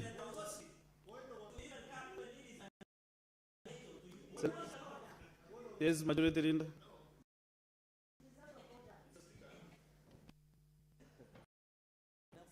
Mr. Speaker, now this debate has been lost. I wanted to interrupt at the time where Senator Sotsi said, I can never associate with UDA. Yet I know, Mr. Speaker, that unless, Mr. Speaker, I don't record well, in my life in this parliament, we have associated with Sotsi very well. I have, on many occasions, Speaker, taken him to meet very big people in UDA. We have done functions with him in Vihiga, with representation from the UDA party. Mr. Speaker, made donations there. Mr. Speaker, I have not said of now. He said, I can never. That means in the past, in the present, in the future, Mr. Speaker. The future, nobody knows. The present is what we know. But at least I wanted to remind him that in the past, he has done it. Mr. Speaker, I don't know what he has to do with. No. Honorable Senators, you know, we are done with the happy hour. That is the statement time. So we are now on serious business, debating a very, very important motion by Honorable Okiya Omtata. But now we are degenerating into another happy hour, which was approved by the former chair. So proceed and conclude. The time is up. Actually. No, the time is still I have time. Mr. Speaker, Mr. Speaker, information management system, and I want to say that, Mr. Speaker, my argument of FIPMIS after 2016 OAG report, this FIPMIS is unintentional sponsored. Because FIPMIS as a system allows what we call voiding of payments by counties. And this is where governors are stealing the money. Because this FIPMIS, Mr. Speaker, it has what we call unexplained cancellation, control override, and ledger discrepancies. And this was captured by the OAG report, Mr. Speaker. Mr. Speaker, there is also the issue of network architecture that has not been captured. Then there is lack of end user, where the Vihiga Senator alluded to, Mr. Speaker. So looking at this report, and colleagues should be aware that the reason, and you have to appreciate, Mr. Speaker, that there are many in the report of the OAG that IFMIS as a system has not assisted counties in transparency and accountability. And that is why when approvals and requisitions are made to the COB, the control of budget does not have a view to the end user. And that is where voiding of payments happen, Mr. Speaker. And therefore, Mr. Speaker, we must ensure that even in this system, as Senator Omtata through the Speaker should be aware that there is also lack of integral service level agreement that was noted, inadequate backup policies, Mr. Speaker, and also security issues, including duplicate of users and password expiry, and lack of proper approval processes. Mr. Speaker, you have to know that this is one of the that was paid to the Oracle Egypt, a total of $705,600 in 2011-2012, and 2011-2012, $250,000. Mr. Speaker, the counties that continue to give voided payments, and this is, senators, you should be aware, this is where governors are stealing, is they were 14,000 in 2024-2025, approved payments amounting to 24 billion, cleared by COB, but there was no valid documentation or justification, and these counties are 13. For example, in Darwa Council, unvoided 1.2 billion, followed by Samburu, 1.6 billion, Kisumu, 2.6 billion, Kajiado, 2.2 billion, Busia, 2.15 billion, where the governor was renovating a launch like ours there with more than 200 million. I think our launch was much cheaper. Bomet, 1.27 billion, Mombasa, 9.1 million, and Embu, 313 million. All these colleagues were avoided payments that cannot be accounted for. 24 billion, including Machakos, is here. Machakos, I can't get it because my time is fast spent, but I will share with my colleague. It is 24 billion, Mr. Speaker, that were avoided. So it means 24 billion approved by COB but cannot be accounted for, which means they have been stolen, Mr. Speaker. Mr. Speaker, and therefore, I agree that each and every senator, every endman, must be able to access their reports, Mr. Speaker. And I'm happy that our students are here. This is a generation where it is digital. Literacy is the highest. But I saw an argument that as digital literacy and computers are used, the cognitive level comes down. But I'm happy that they have here to learn. Mr. Speaker, allow me with your indulgence that at least two of my schools, Mr. Speaker, from Nandi County, that is Taito Senior School in Nandi Sub-County or Nandi constituency, and Chemasi Bay and Bodi Junior School, have been able, I don't know whether they have been allowed or they are here, that have been, these two schools from Nandi County are part of the many learners who are sitting in your gallery, Mr. Speaker, and they are able to follow this conversation. That we want them to, this is an era of digital literacy. This is an era, Mr. Speaker, of opportunity where we are focused. And therefore, I want to wish Taito Senior School and Chemasi Day and Boarding Junior School all the best, Mr. Speaker. And therefore, urge this distinguished senator that after resolution, Mr. Speaker, after the resolution of this House, we must ensure that we need an implementation committee. I think I rarely agree with the Vihiga senator. But on this one, on implementation committee, we must ensure that we have an implementation committee. Because we will pass. How will we know Senator Kavindu has received a report of IFMIS? How will we know Senator Crystal Asige, Senator Mwaruma, Mr. Speaker, who is our incoming chairperson of County Public Investment Committee of the Senate, Mr. Speaker, so that he can be able to ensure that Taita Taveta gets the IFMIS report?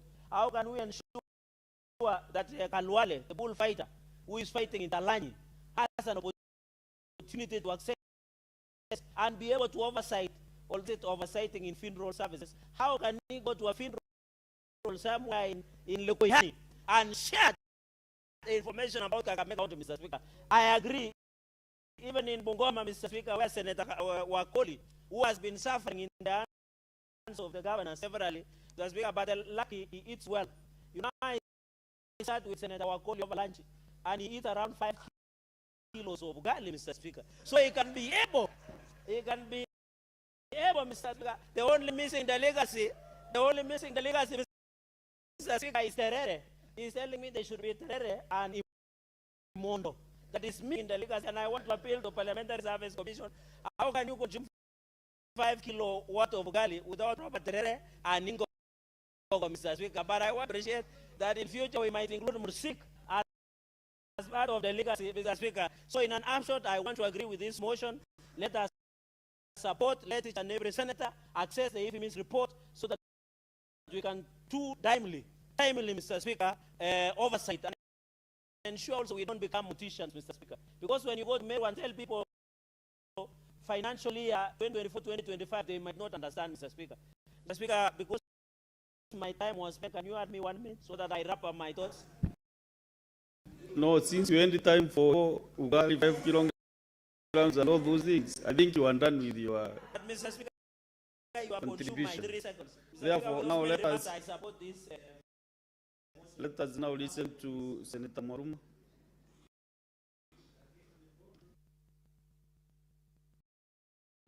Mike, thank you, Honorable Speaker, for this opportunity to have my input on this motion by the Senator for Busia, Senator Andrew Okia Omtata Okoiti MP, on the provision of IFMI's reports for county governments to the Senate. Mr. Speaker, the Senate is given the mandate to protect counties and their governments according to Article 96 of the Constitution, Mr. Speaker.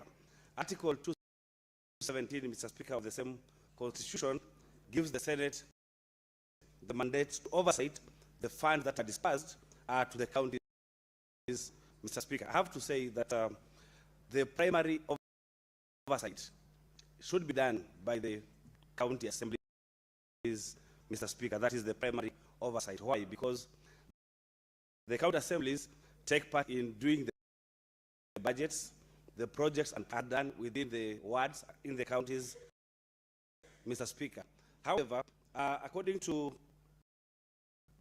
the ruling in this of the Senate versus Council of Governors and 6 others, petition number 24 and 27 of 2019, that was consolidated in 2022, the Supreme Court affirmed the position of the Senate to oversight the counties for the funds appropriated nationally and locally generated revenue, Mr. Speaker. The people, the public, expects the senators to do their oversight mandate. However, Mr. Speaker, this mandate cannot be carried out effectively if there is no adequate information and documentation, Mr. Speaker. And the thrust of this motion, Mr. Speaker, is the request that these reports are provided to the senators. Speaker, this motion must be supported, and I do support, Mr. Speaker. Why? Because if there's a project or a program that is being implemented in the county and payments are made, we don't have access to information where the projects and the programs that have been implemented or have been paid for have actually been implemented. Mr. Speaker, there are so many ghost projects that have been paid for, Mr. Speaker, in the counties, but senators, we cannot ascertain whether that payment has been made. In my county, sometimes you have a hall that has constructed. The bill of quantities requires that the hall is constructed and the toilet is constructed and water reservoir is also constructed. But you discover, Mr. Speaker, that the whole payment has been made, yet some of the components in the BQ have not been implemented. For example, full payment for a project of a hall maybe has been done, but there is no toilet that has been constructed, Mr. Speaker. So when we get this documentation, Mr. Speaker, it will allow the individual senators who are actually doing oversight across the counties, the Senate Oversight Fund, to ascertain that whatever program of project has been paid for through IFMIS is actually in existence. Mr. Speaker, apart from the provision of the IFMIS reports, there are other very important documents that are required to be accessible to the senators. For example, budgets more often than not, Mr. Speaker, senators are said not to be doing effective oversight because of lack of documentation. For example, when a budget is made, there are so many projects that appear in the initial budgets, which goes through public participation. But Mr. Speaker, when a supplementary budget is done, which supplementary budget does not go through public participation, the public says that we had our projects in the budget, but they have not been implemented. The money has been stolen, but the senator is not saying anything. But the problem is the public is not aware that having done the initial budget, there are other supplementary budgets that have been done.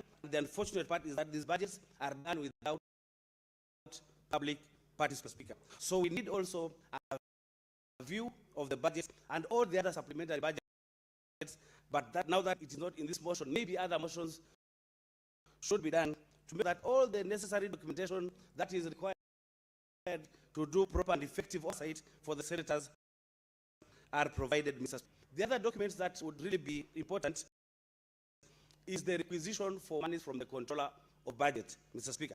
Because then even if you are given the report from the IFMIS report from the accounts, Mr. Speaker, again you do not know which and programs have been requisitioned for payment. So even if you have that IFMIS document, but you do not know what the county government had requisitioned, then you do not have two documents to compare. Mr. Speaker, also it's important that also there's a way that the projects and programs that have been requisitioned for payment, that information is there, so that together, or side by side, with the IFMIS report, we can be able to ascertain that why is this project was requisitioned for payment, but finally it has not been paid for. And the culprit that Senator Cherargei was talking about is called voiding of payments, that the county government can request for payment of a particular program, and then they end up paying another program. The payment is voided.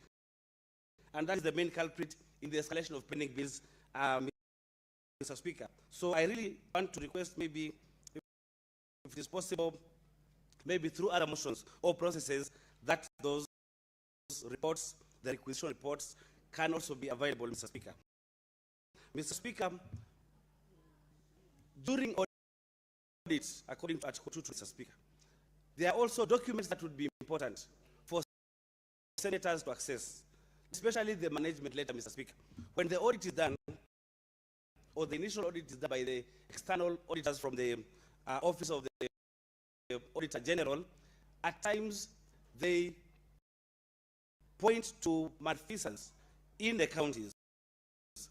But then the problem is sometimes they are managed, and in the final certificate, the issues that were flagged by the auditor do not appear. Mr. Speaker, sometimes it would be important for the senators to access that initial report, the management letter or the draft reports. Because Kenya being what it is, I want to believe that sometimes the management letter is managed by the management, and the final report does not reflect the actual malfeasance in the counties, Mr. Speaker.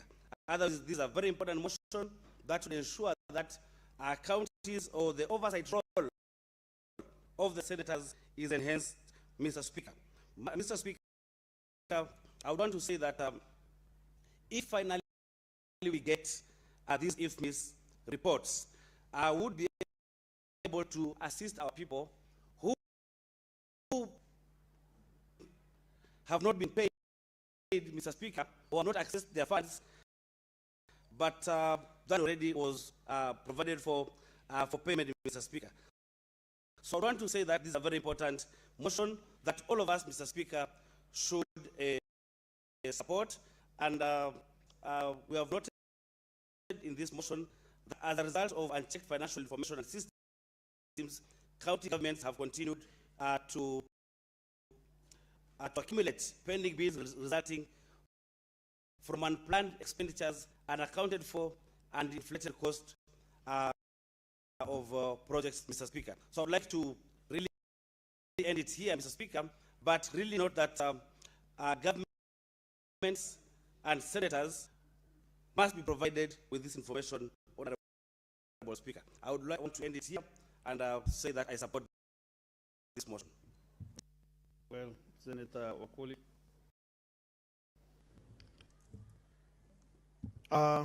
Asante Mheshimiwa Spika, ningependa mimi nidondoe hoja zangu kwa lugha ya Kiswahili kwa sababu Wakenya, Mheshimiwa Spika, wanaposikiza lugha hii ya Kiingereza hawaelewi kwamba ni mfumo ambao unahakikisha kwamba pesa zinalipwa na zinalipwa baada ya kufanya makalio na serikali za kaunti.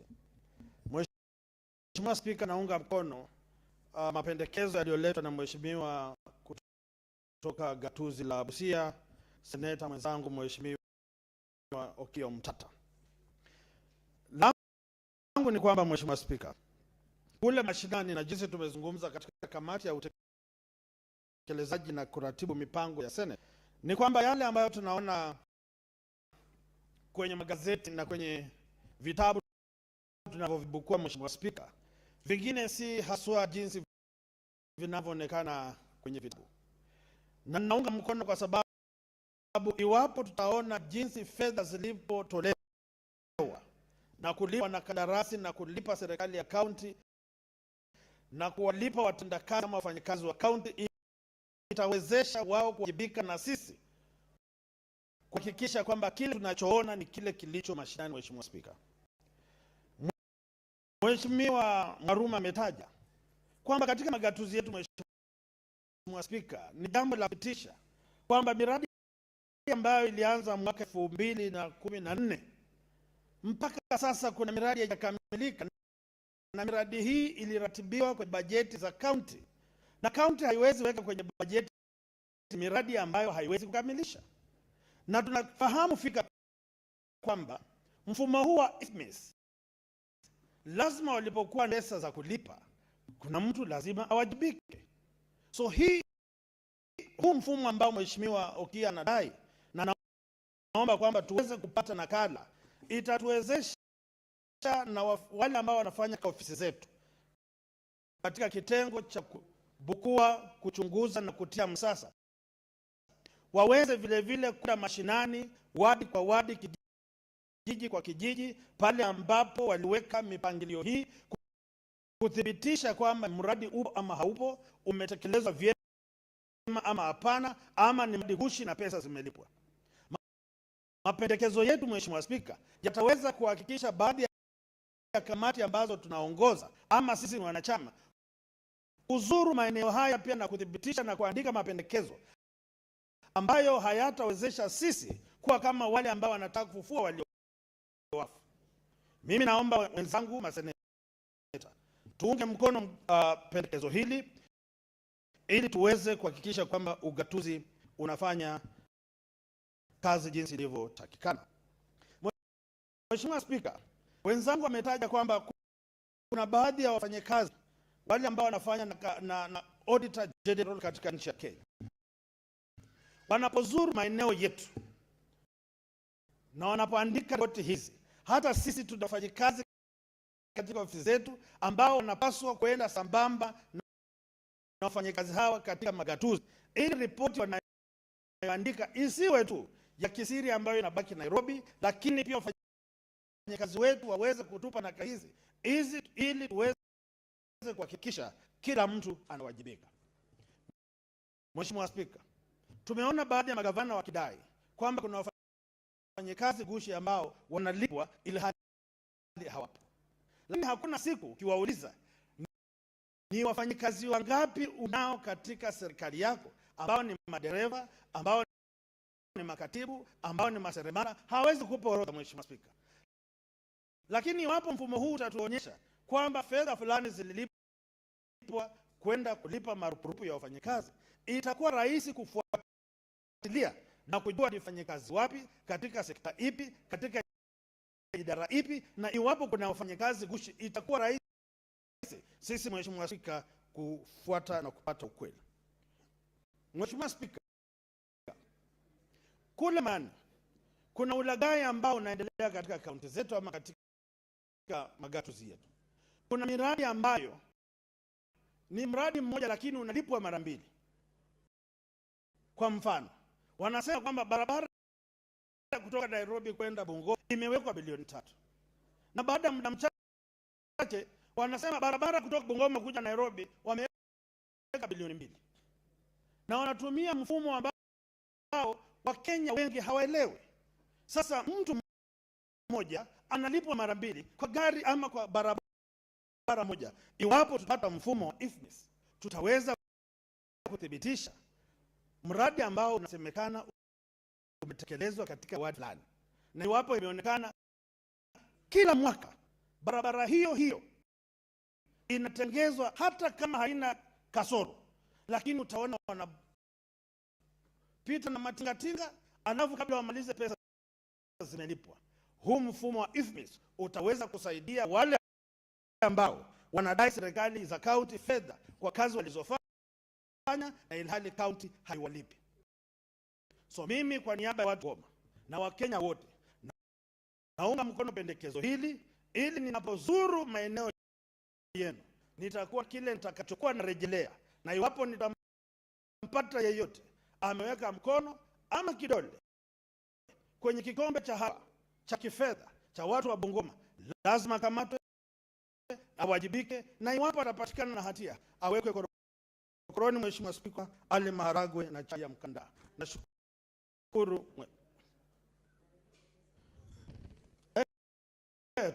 Tutanyakua mahali aliyochota, lakini abaki kule akisaga meno. Nashukuru Mheshimiwa Spika. Senator Kavidu Mudam. Thank you, Mr. Speaker, for this opportunity to congratulate Senator Mtata for this very important motion about the IFMIS records being brought to the senators.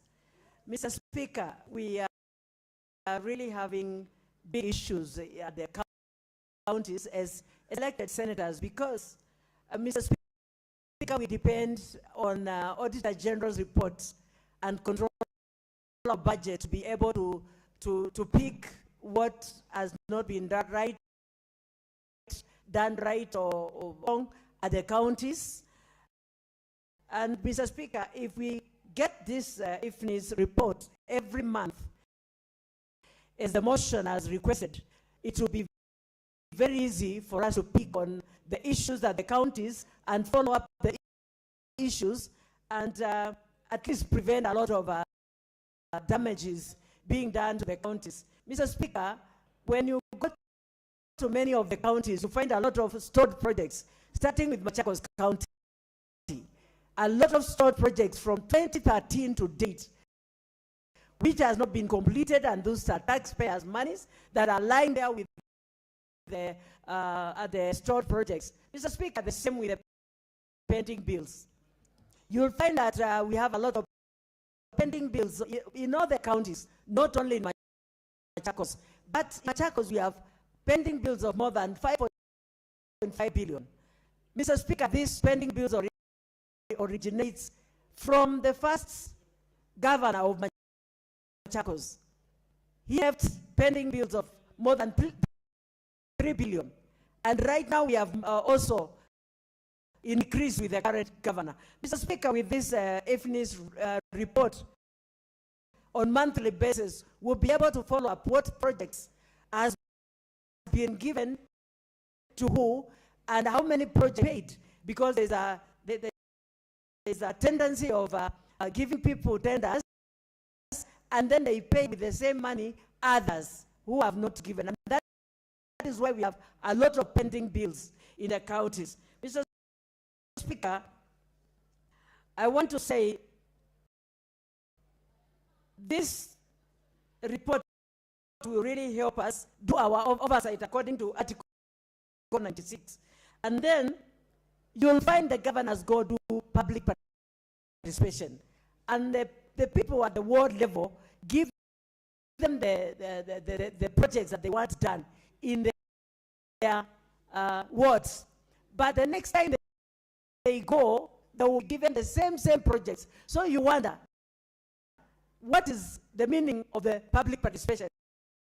If you will go do public participation, the ward people tell you what they need in their ward, and then you don't implement it, and you go back again asking them the same questions, and they give you the same projects, and yet monies are being used. We are fighting for devolution. We are releasing a lot of monies to the council, and we are not seeing what this money is doing. So, Mr. Speaker, I really support this motion, and I request every senator to support this motion so that we can know as early as every month what is happening with the money that we take to the counties. Thank you, Mr. Speaker, and I support. Senator Mutinda. Thank you, Mr. Speaker, and I raise to support this motion by the Senator from Busia County, Tokia. Mr. Speaker, this motion really, first of all, it really helps us as a Committee of Finance and Budget. Our mandate is very vast. We have the responsibility on matters finance, especially on pending bills, Mr. Speaker. Mr. Speaker, our committee where I serve interacts very highly with the Minister for Finance, Auditor General, Controller of Budget, and all these different stakeholders, Mr. Speaker. The motion that has been presented by Senator Kyo, which I highly support, Mr.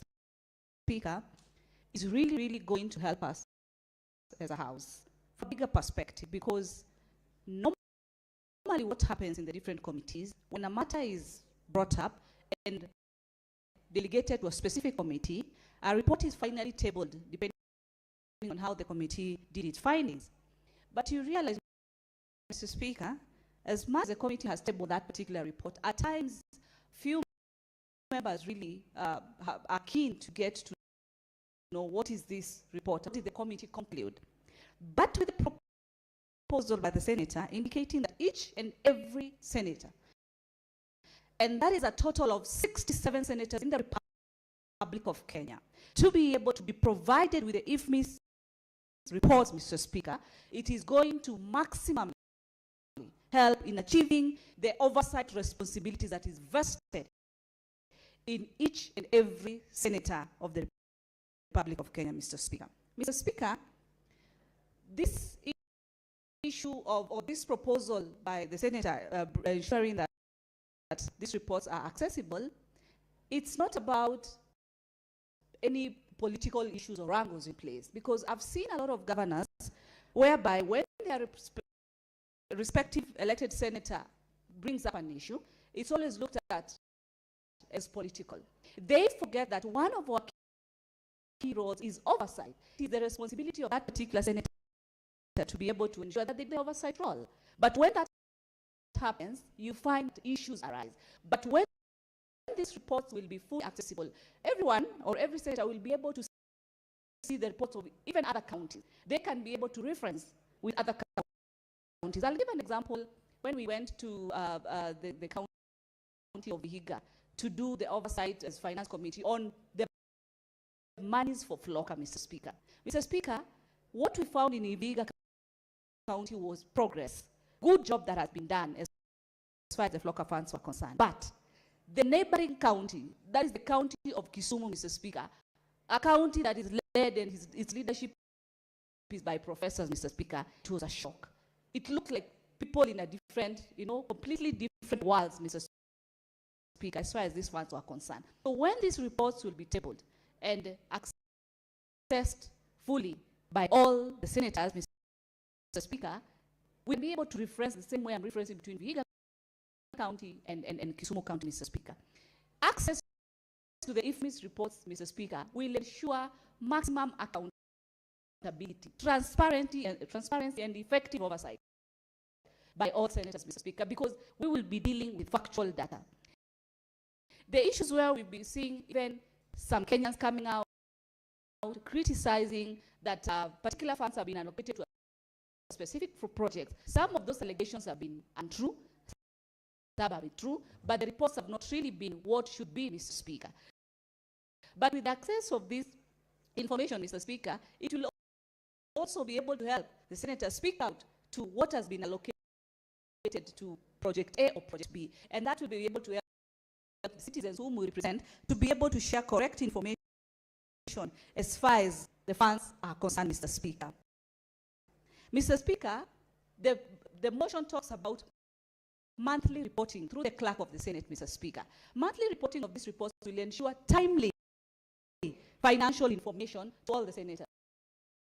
And this will help us to bring out the facts for each and every county, Mr. Speaker. The issue of the pending bill, Mr. Speaker, is an issue that is across all counties, Mr. Speaker. With this particular information on table, we will be able to embark fully on what is the issue. Have the suppliers who were in the system previously been paid? What does the report say?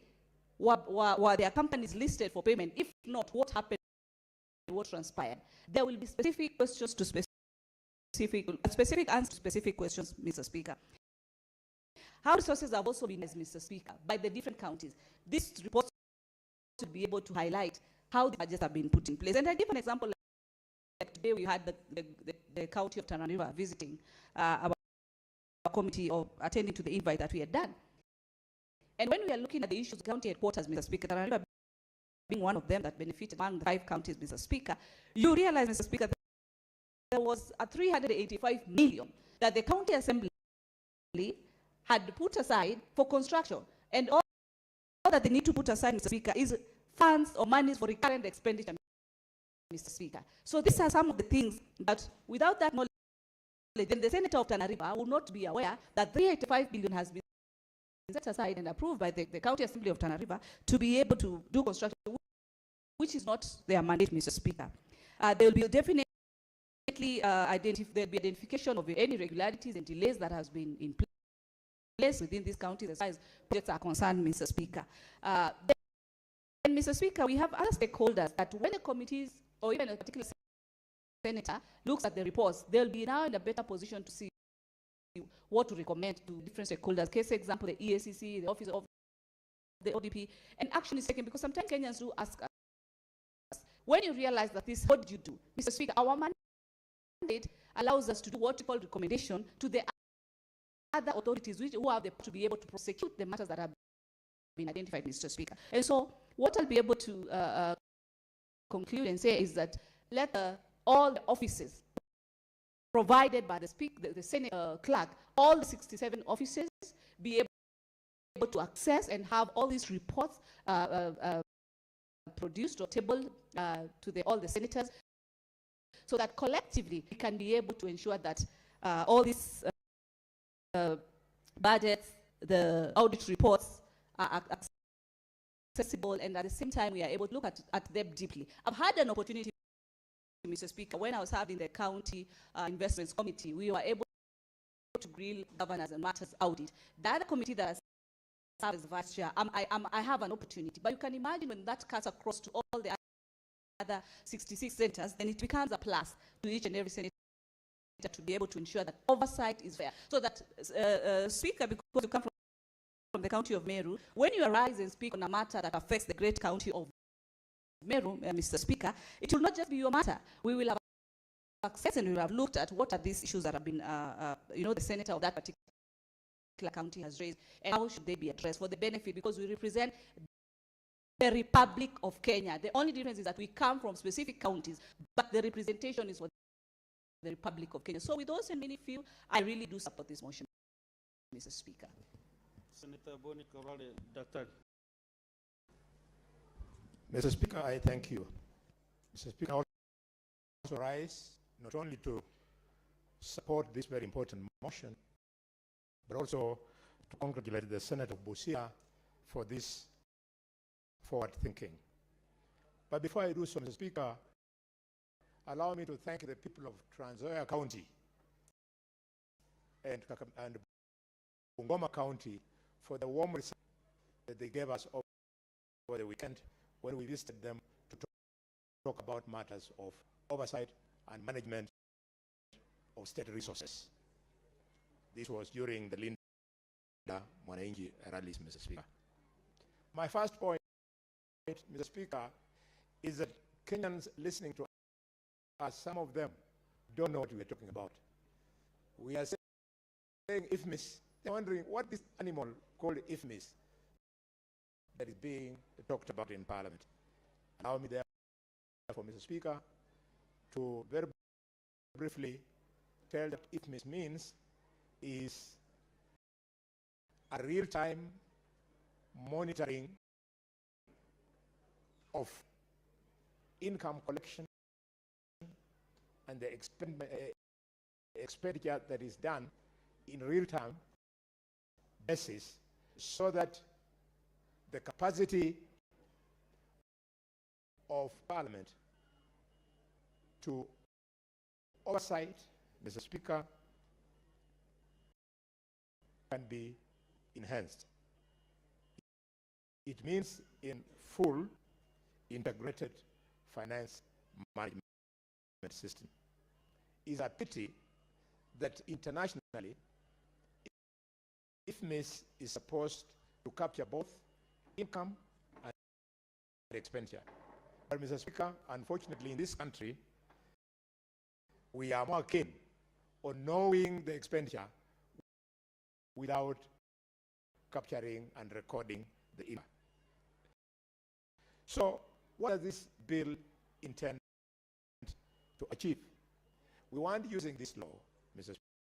Speaker, to make oversight that is better than what we are doing currently, because when you wait for the report of the Auditor General, some of those reports come 3 years late, 2 years late.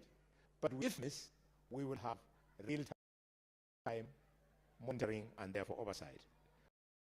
What is more is that when you're not waiting for 3 years before you make a pronouncement as Parliament, or you make intervention as the area senator, as the county senator, or the area member of Parliament, then both income and expenditure in the county treasury is not transparent.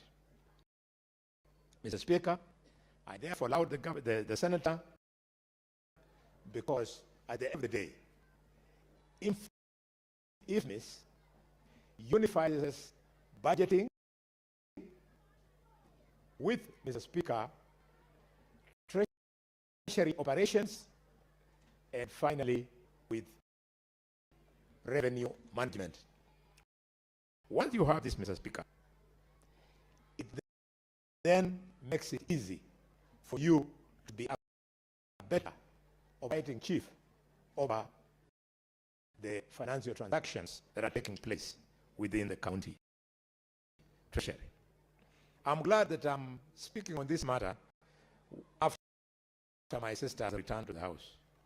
My younger sister, Catherine Momo, I'm happy that you owned up, that your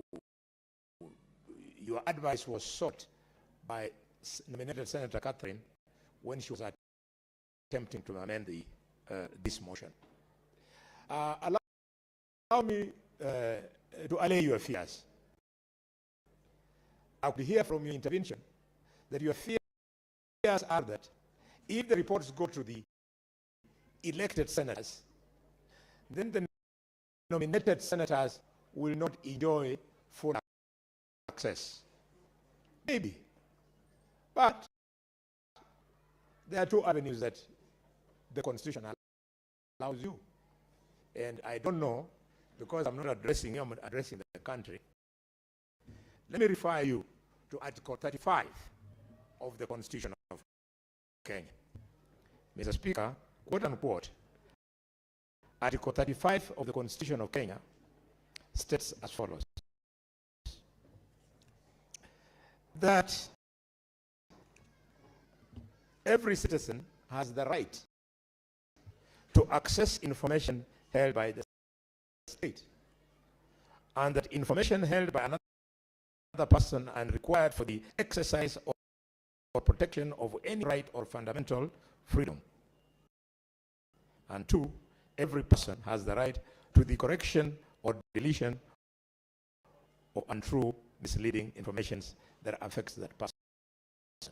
And finally, that the state shall publish and publicize any important information affecting the nation. So, Senator Catherine Muma, the fact this information has been channeled to the Senator of Kakamega. Senator Boni, why are you referring to it? I had explained, probably your mind was not connected. I'm referring to her because she owned the intellectual property about the amendment that was made by nominated Senator Wakwabobi. So I was just responding to the remarks he made at that time, because it's during debate. So my sister Catherine Muma, you can see that the information that will come to me through this effort by the motion, Article 35, still allows you either to come to me directly, or to go to the county government or the county treasury and access the same information. It takes nothing away from you. Mr. Speaker, sir. Mr. Speaker, sir.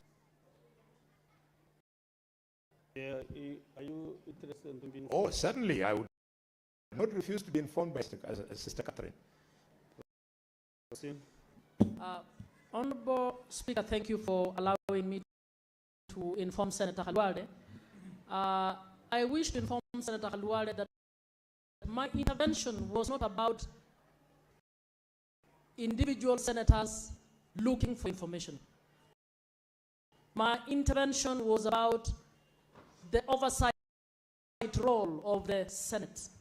And Honorable Speaker, I'd like to refer the Honorable Senator to Article 96, which talks about the Senate. It gives functions to the Senate and then proceeds in 98 to define who the Senate is. So my point was that Senator Ontata has made moved an excellent motion for greater transparency in providing information around the IFMIS, and he indicated in the motion it is for purposes of oversight. My reminder was that that oversight is a collective role of all the senators. So if the motion is indicating that the information only goes to 47, then it actually locks out a portion of the Senate as defined in the Constitution. Thank you. Thank you, Mr. Speaker. I'm happy to be... Just a minute. I give some guidance. Honorable Senators, you know we resolved in this House on the 11th of February. This motion that we have is time-bound for 3 hours. And the motion, according to its timing, should end at 17:31 hours. But then I can't see them over here because he should get his 15 minutes to reply. So I want you to spend 2-3 minutes to clear, then I'll give an opportunity to the 2 senators queuing here, at least to take 5 minutes each, and then we conclude this motion. Thank you, Mr. Speaker. I stand guided, but I also know that your direction does not take away my right under rules of debate to debate full time. For but 15 because minutes. of your respect. For 15 minutes. Yes, because of your respect, Mr. Speaker, I Actually, stand you by. are now at the 70 minute. I have 7 minutes. I'll squeeze through. I compress within a short time. Mr. Speaker, I appreciate the intervention by Senator Catherine and we will do further discussion about it behind the tent. Finally, Mr. Speaker, going to specific projects in counties. This thing is godsend. You go to a county like Kakamega, we have hundreds of million shillings that were released by the county assembly so that the governor of Kakamega could pay for the road from Lukanda to Pan Paper. The money has been released. It has been voided. The contractor has not been paid. He has left side after doing only a small distance of 2.5 something kilometers to the gate of the deputy governor. Similarly, the road from Bulimbo, Harambe, to go all the way across to Kaunga. Again, money has been released in hundreds of millions. The contractor has not been paid. He has left it, Mr. Speaker, and only 3 kilometers are done to the gate of the governor. If we had this kind of facility, I would not be leaving it to MCS alone. I would not be waiting for 3 years after the Auditor General has prepared. I would intervene early so this wastage, not only of time, but people an opportunity to access services both through the contractor who was not paid and the public not making use of the intended project would have been avoided. Mr. Speaker, the people of Kakamega should know that this motion will help me to push the governor so that the car road, for which over 400 million shillings was released from Mumias town in a place called Muiboma, all the way up to Matawa, that was intended to go up to Indangalasia, I would have tracked it. But the governor of Kakamega, instead, he avoids this money. We are afraid, Mr. Speaker, that this money is what we see in the so-called empowerment rallies, where billions of shillings are being wasted to meaningless projects, programs that do not match the budget of the county assembly of Kakamega, Mr. Speaker. Mr. Speaker, finally, but not least, I want to thank Senator Catherine. You have no idea how an elder brother gets proud of a younger sister when the efforts start showing. This is the way to go. There are a lot of people in Nairobi who have come to do parliamentary work, but instead who have become businessmen, joining others to steal from public coffers. I thank you, Mr. Speaker.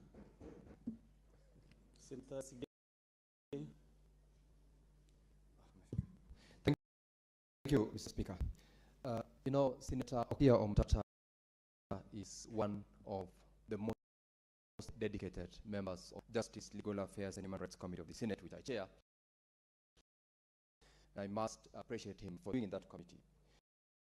Besides that, Mr. Speaker, the motion that Senator Okia Omtata has filed before this House, in which we are currently debating, is a timely motion. Mr. Speaker, being a public investigator, and of course, by extension, a great supporter for that matter of devolution, Senator Omtata has done more than what all of us would have done in bringing this particular motion. And Mr. Speaker, the reason is what everyone has said. We are expected to strengthen devolution. We are expected to support our county governments.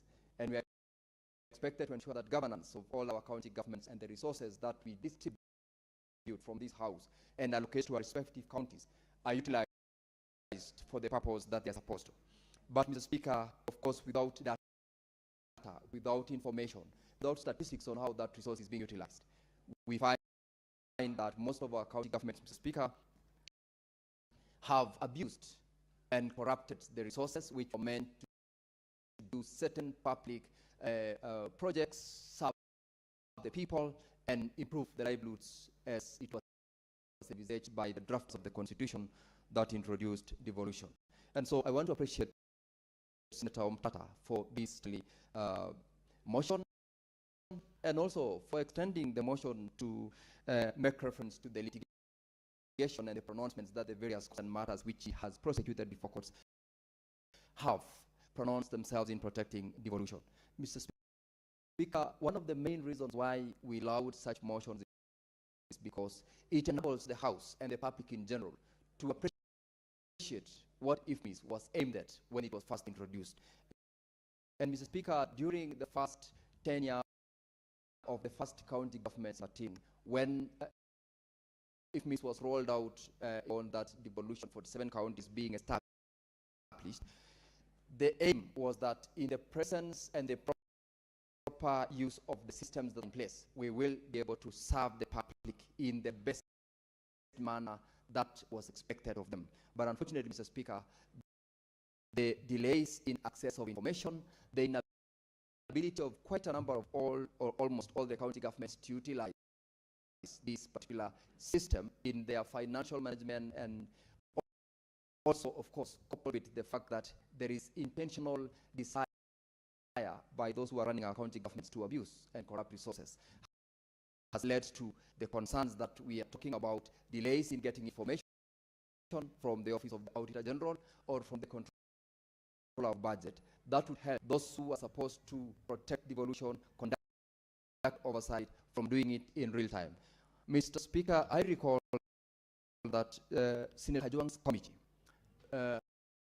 from last year and the previous year had to burn midnight oil to make sure that they ran through information and reports that were availed from the relevant committees of the county governments because of a pronouncement that came from the courts. And of course, unknown to quite a number of us, most, if not all, the county governments had not implemented or made corrections to the recommendations of both the committees of this House as well as the Office of the Auditor General and the Controller of Budget. And therefore, the absence of real-time information by senators is very, very critical to the role as oversight to the county governments. And if and when this motion, which I want to support and ask members to support, is implemented, senators will be able to get that report in real time on a monthly basis, and it will therefore be an opportunity for them to speak to the areas where resources from county governments have not been properly utilized. Because when we talk about accumulated pending bills don't accumulate not because of anything. It is because of the non-compliance by those who are running county governments, from the Office of the Governor all the way to the CMC is relevant in the department to comply with the law. This is one of the reasons why this motion, is important, because it will guide them. It will help them to know that I already have the information which I have, it's been availed to me by the Office of the National Treasury, and therefore I'm able to follow through. When we talk about IFMIS generally, IFMIS was aimed at making sure that whatever budget that is being done, whether at the national or county level, complies with the relevant regulations and timelines. The procurement itself was expected to ensure that it's stick to the approved budget. One of the reasons why we have pending bills is because county governments do not stick to the approved budget. They issue LPOs even where they know they don't have resources, and they do not expect, of course, to pay.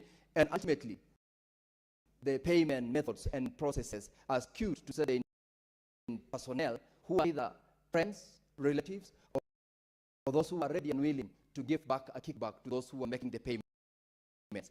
That one is one of the things that this particular motion, when approved and implemented, will help to bring down such shortcomings in management of county resources as well as national resources. And therefore, when you talk about projects which are normally funded for every without them being completed, it is because there is no compliance with the requirements and the regulations under IFMIS. And therefore, I hope that all the members of this House rally behind this particular motion, support this motion, and thereafter follow through to ensure that whatever recommendations that we make is implemented by the Treasury, so that at the end of every month, we are able to get these reports so that we avoid incidences of what we normally refer to as voiding of payments by the county governments, delayed payments for reasons that are best known by the county governments, and of course completion of projects, because when it's already budgeted for, it's procured, and I am able to get an annual or rather a monthly IFMIS report. I am able to directly speak to the people of Bomet, tell them about the resources which have been budgeted for roads, which have been budgeted to completion of the house of the governor that has already been, it's gone beyond the budget from when it started in 2013. There has always been an annual budgetary allocation. That project never ends. By getting a monthly report from Treasury, Mr. Speaker, I will be able to speak to the people, tell them that last year this was budgeted for, money has been paid, and the project is still pending. Senator Okia Omtata has done a great thing, and I want to appreciate you. I want to support this motion and ask all the members to support it, because it is important in supporting devolution. To the question about whether or not this particular motion can be amended to ensure that the report goes to all the members of the Senate, I want to agree with Senator Muma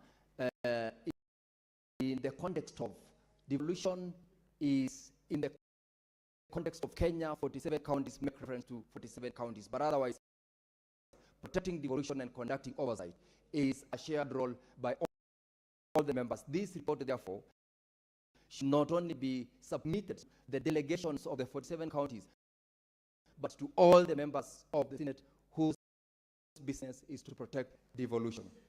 Mr. Speaker, I support. Thank you, Senator Sigei.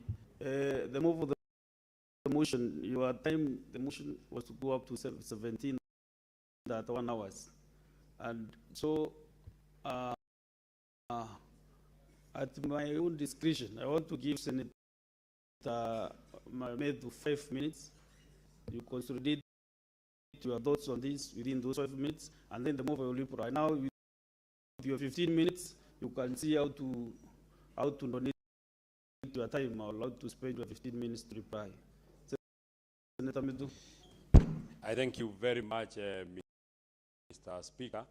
I actually did try to condense my thoughts within the 5 minutes. You know, today I'm very happy, and I'm sure you know why. The people of Nyandarua and the people of Orkalau have now finally gotten a new member of parliament, the Honorable Sami Douglas Kamau Waweru, whom I have the honor of congratulating on the floor of this house, because member of parliament that will be serving with me, and also having also been elected on the party that I serve as the designated Secretary General. I am very, very happy. I congratulate Sami Douglas Kamau Waweru on his very momentous win. Mr. Speaker, number 2, and finally, you know, I also was at the National Assembly, and I think they do things differently there. We have a very warm way of welcoming visitors here. But when we went to the National Assembly, we were not accorded the same the same welcome. In fact, the speaker who was there said that he's not even aware, and he has never seen us. I'm very surprised that he's a former senator here, and he couldn't recognize senators, Mr. Speaker. We were just away, but we are happy to be back here. Mr. Speaker, sir, something that I admire of Senator Andrew Okia Omtata, and one more Senator Danson Mungatana. Well, all of us have been elected to come to the Senate, and we work very hard to come to the Senate and to come to the houses of parliament. As you can see, we are now very few on this house. Whereas when there is campaign time, we really put a lot of effort to come to the Senate. But when we come here, we also find very little time to come here. I think Senator Charage is also in that category of the senators who spend a lot of time in this house, and something that is very commendable. So he's always here at 2:30, and he leaves the chamber at 6:30. That is something that is very, very, very commendable. And that is why he's able to put his mind and apply his mind on such a brilliant motion. I have served before. I was de-whipped for making very certain decisions. Mr. Speaker, I served as a member of the Public Accounts Committee. I think one challenge that we faced, and I see some members who have survived still because they are still in the thin line. I was with Senator Mutata, by the way. I was serving with him as in the Public Accounts Committee. We were de-whipped together. I don't know what mistake he made. At least me, I know I stood with Rigathi Gachagua. I don't know what mistake he made to be de-whipped. But I think he also voted with us. I think that is a problem. That's why he was not de-whipped. He was also de-whipped. one thing that we kept facing, and one challenge that we have always constantly faced as we try to implement our mandate in regards to Article 96 of the Constitution of Kenya, is the fact that the reports of the Auditor General actually come, I think, 3 years after the actual expenditure, Mr. Speaker. That is why you find that governors who have already left office have still so many pending questions that are appearing on audit reports, that I think this is the first year or the second year that governors who have sat for, or who have sat for actually 4 years, on questions. They kept coming to our committees, and when you ask them, explain this expenditure, they say, it is not me, it is my predecessor. You ask them this question, it is not me, it is my predecessor. Now these governors who are serving, they will leave office, the ones that will leave after this time, Mr. Speaker, and 2 years of their expenditure will be outstanding. So the governors who come after them, they'll say that, oh, it's not my expenditure. That is why, Madam Speaker, I think it is very fair that we get monthly reports from the Integrated Financial Management System. And there's something that we faced, and I'm sure Senator Jaraga is a witness. And to help us cure one very systemic that we keep facing in the implementation of our Integrated Financial Management System, the voiding of transactions. That is something that we kept facing throughout, that when you are doing your requisition, you are saying that you want to pay so and so. Once the money hits the county revenue fund, you pay so and so. But there's no way of following up this money, because this audit will come after 3 years. But if, I'll be very happy to be informed, Mr. Speaker, if time allows. Take note of the fact that, of course, him informing you, Senator Cherargei informing you, will definitely be considered within the times that you had been given. Unfortunately, I can't allow you to spend my 5 minutes. I just have 5 minutes. And then you also know that I'm very wise, so I mean, my wisdom can actually carry us along. Mr. Speaker, this voiding option will be actually be seen if we get these monthly reports from the Cabinet Secretary, Mr. Speaker, and they should be furnished to the area Senator, so that I will be able to get a view. We requested for such and such an amount of money, because this money does not come in bulk. We requested for such and such an amount of money. This is the money that came to the CRF. This is how this money was spent. That is the only way you can say that you're playing, or you're playing your oversight role, Mr. Speaker. There is no other way, Mr. Speaker, of saying that after you have to wait until you get the report of the Auditor General, Mr. Speaker, because this report is not coming instantly, Mr. Speaker. Finally, you know, even if you give autonomy to the assemblies, Mr. Speaker, there still remain some section of something that is required of the county executive committee member for finance to sign for monies that are still going to the county assembly, Mr. Speaker. If we get these monthly reports of IFMIS, Mr. Speaker, we shall get to know how much of this money that was in the requisition went to the county assembly, how much went to the county government. We shall also see how much of this money that has come to the counties is going to development and how much is going to current expenditure, Mr. Speaker. Because unfortunately, Senator Medu, your 5 minutes is spent. This was, well, give Senator Medu 30 seconds, and 30 seconds. Yeah. Thank you very much for your magnanimity, Mr. Speaker. I was saying, you know, every time we get to the 30th of June of every year, and we say that there's some money that has remained with the national government, most of the time the money that remains in the national government is not development money. They expend every recurrent expenditure. So when they are doing the supplementary budget, Mr. Speaker, this money that was meant to go to development is diverted to other places. There is no way to view how this money is being spent in terms of what is going to development, what is going to recurrent, if we do not have monthly reports of IFMIS. I thank you very much. Thank you, Senator Medo. Before I give this time to the mover, I have got a communication to make on visiting delegation of teachers and students from Chemase Boarding School from Nandi County. First, I would like to acknowledge the presence of a visiting delegation of 8 teachers and 95 students from Chemase Boarding School in Nandi County who are seated in the public gallery. The delegation is visiting the Senate for an academic exposition. On behalf of the Senate, and on my own behalf, I extend a warm welcome to the delegation and wish them fruitful visit. I thank you. Now, Senator Cherargei, the Senator for Nandi County, in under 1 minute, welcome the delegation from your county. Thank you, Mr. Speaker, sir. Although they are almost walking in, I want to extend a warm welcome to Jemase Junior Secondary School and Senior School. I've just met them outside, Mr. Speaker, and I've done, as per tradition, you have guided us. I want to extend a warm welcome. They come from Jemase, Chemelil Ward, Tindred constituency, Nandi County. I know you're familiar. To give them all the best, and I've encouraged them to work hard on behalf of you as the Speaker and on behalf of the House. I'm aware that he's seated in gallery is Milai School from Wazingishu County, which is a neighboring school. I want to also wish them the best. Wazingishu is one of our neighboring counties and one of our important North Rift regions with the only city county, and also tell them to work hard, be disciplined, be God-fearing, and if there are issues, always engage your teachers and your parents. I thank you, Mr. Speaker, sir, and I yield back the mic. Thank you, Senator Cherargei. Now, Senator Okiya Omtata, the time available is for you to reply. However, the Speaker is guiding that you could donate part of the time you have to Senator Ojienda to comment, then you finally reply. You donate 5 minutes. Senator Professor Tom Ojienda, Senator Omtata has graciously donated 5 minutes of his time for your comments on the motion. Thereafter, you reply. Thank you, Mr. Speaker. Mr. Speaker, in the prolegomena to my contribution to this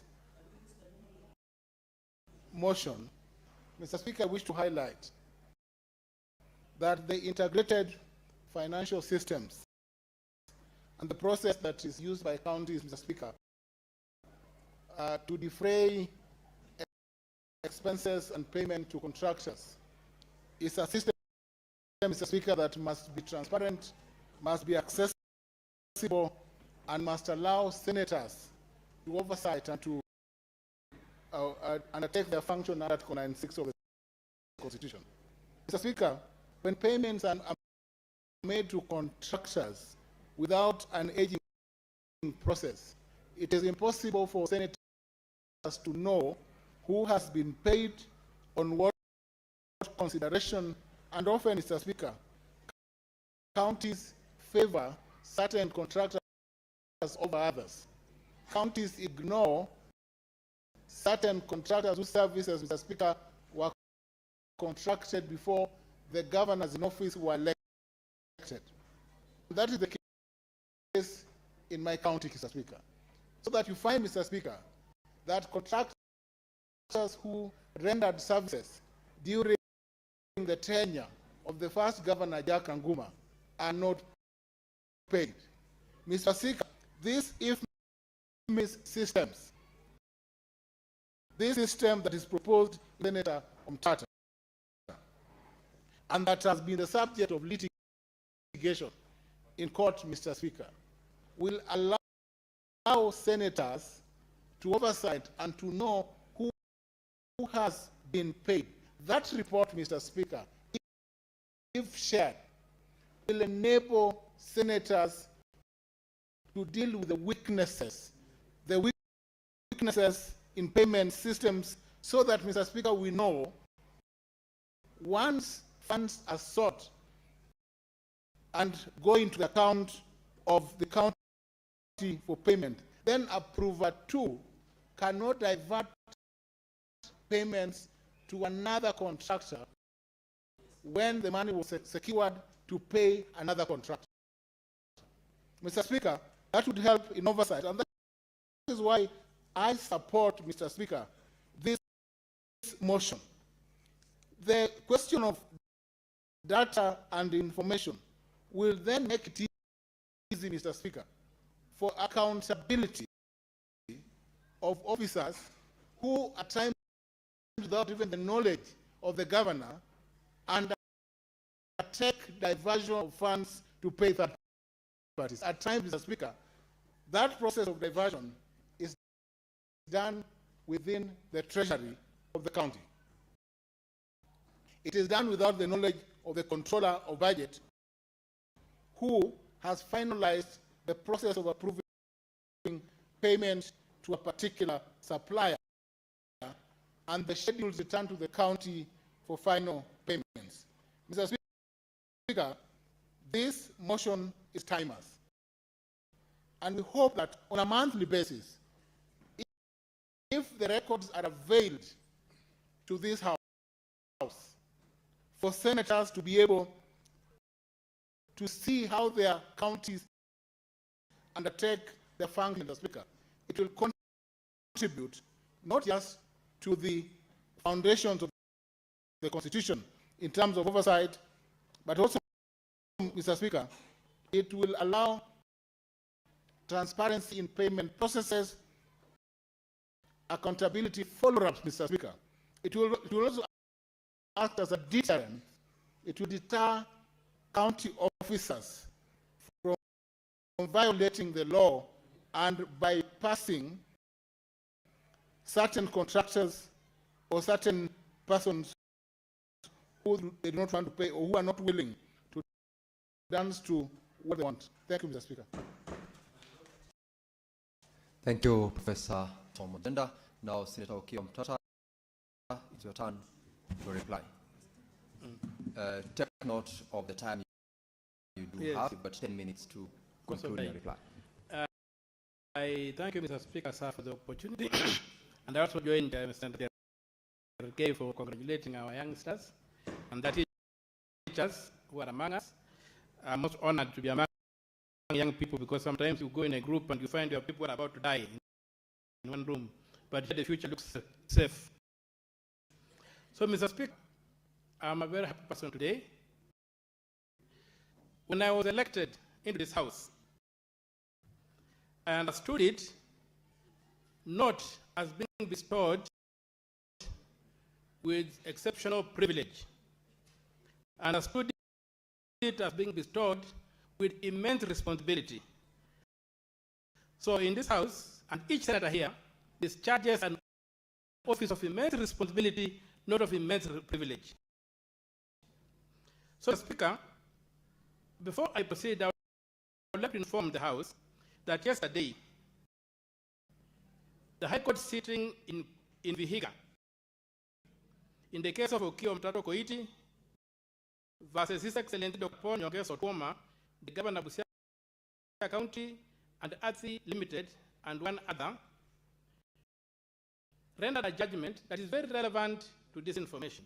When you listen to Senator Chererke talk earlier sometime, he referred to a situation whereby I got attacked by hooligans or goons when I was in court in Busia, because I had asked for this information that I would like, now that 20 years has gone, I was given the record of work that the county government had done implementing the budget of 2022-2023, so that I could also carry out my post-mortem functions to see whether the money had gone or been utilized according to the law and effectively. But I was met with resistance. I tried to push, I wrote very many letters. Eventually, Mr. Speaker, we ended up in court. When we went to court in Busia, goons were organized, they pelted my vehicles, and my people who were with me. We ran for safety to the police. And the judge got concerned. So Justice Musyoka asked the Chief Justice to do two things in that case. He certified the case as raising a very fundamental issue, and he asked that the case be moved out of Busia so that it can be heard without hooligan or goons interfering. So the Chief Justice made a bench of 3 judges and appointed the Vihiga High Court to sit and hear the case. So the judgment was rendered yesterday in that case, access to information. And I would like to read, allow me to read, Mr. Speaker, paragraph 110 of the judgment.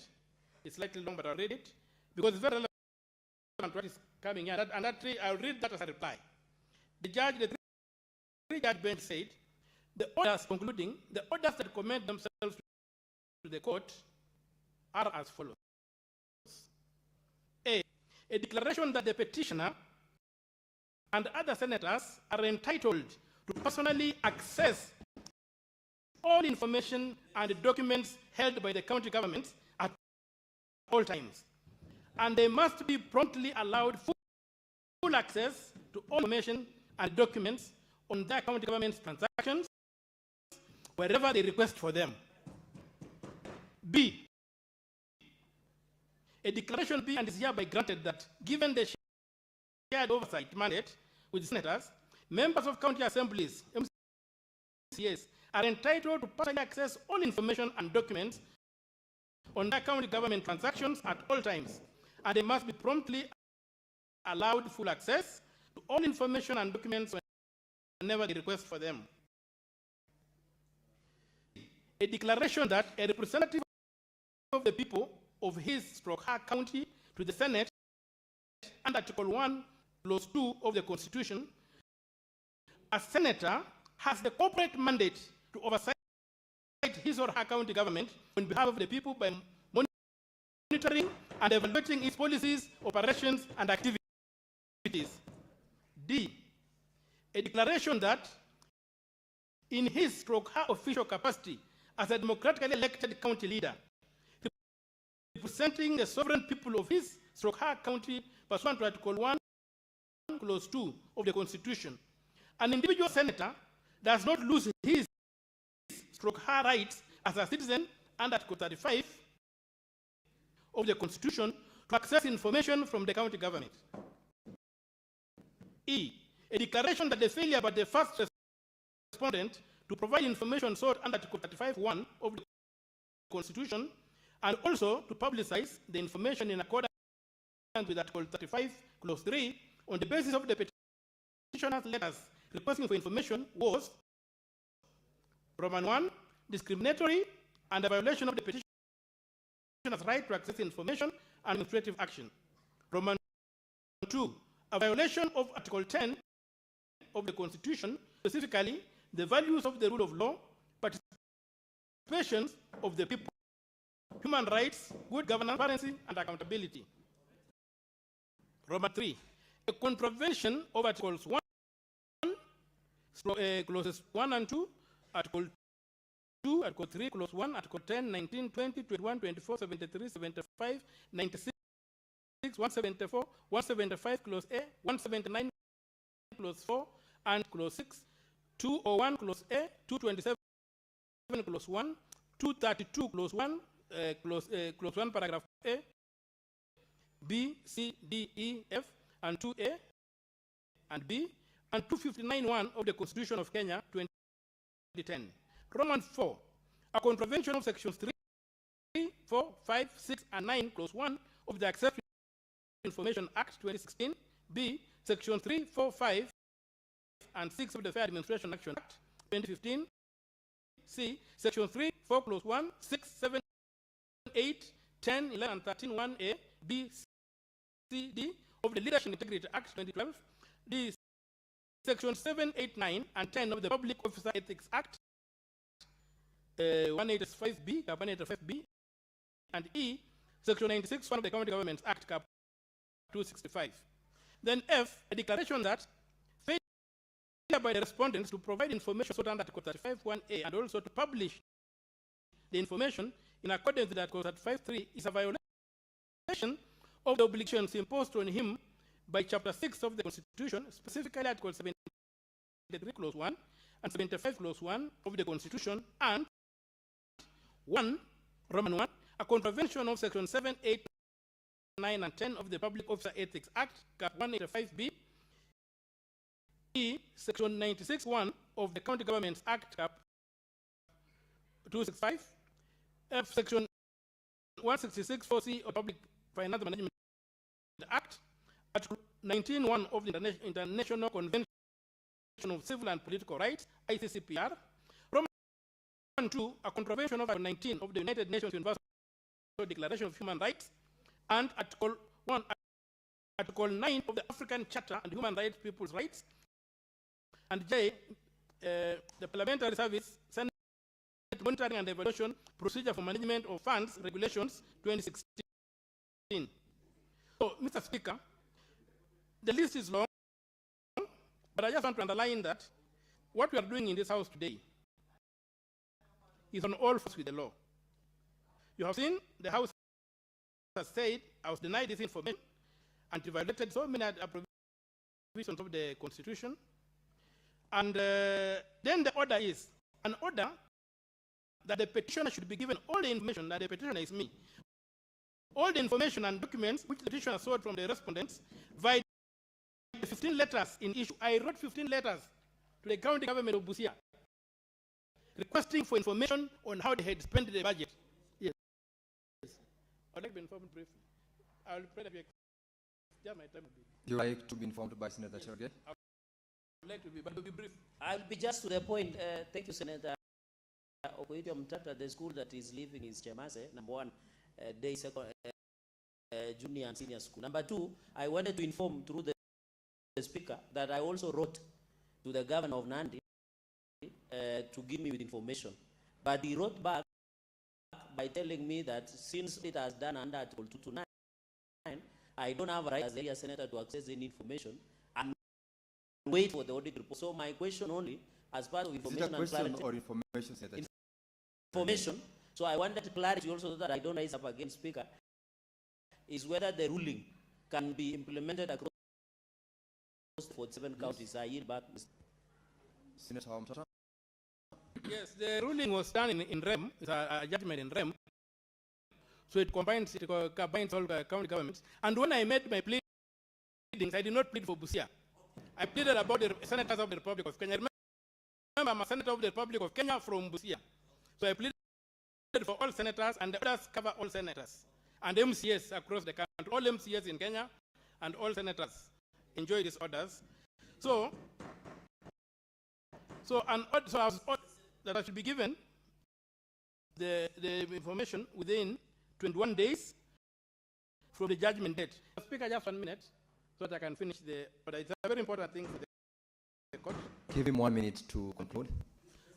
So, and an order of mandamus compelling the respondents to give the petitioner within a period of not exceeding 21 days from the judgment date all the information the petitioner sought in his letters. The letters are listed here, what you letter said, and on the issue, of course, they say that every party bears their cost. So it is an important judgment, which Mr. Speaker requests that should be shared in this House and in all county assemblies, because it restores a right to access information, and the motion before your Mr. Speaker, sir, is a motion that requires that access to information be guaranteed, because that's the only way we shall do what we call in Kiswahili, mulika mwizi. I reply, Mr. Speaker. Thank you, Senator. You may to request that we defer I request that we defer the place of the question to the point when we shall have, we shall be able to move the question. Very well. To a later date. Thank you. Well, pass one to the provision standing order 66.3. Putting of the question is deferred to the next sitting of the House. Clerk, may call the next order.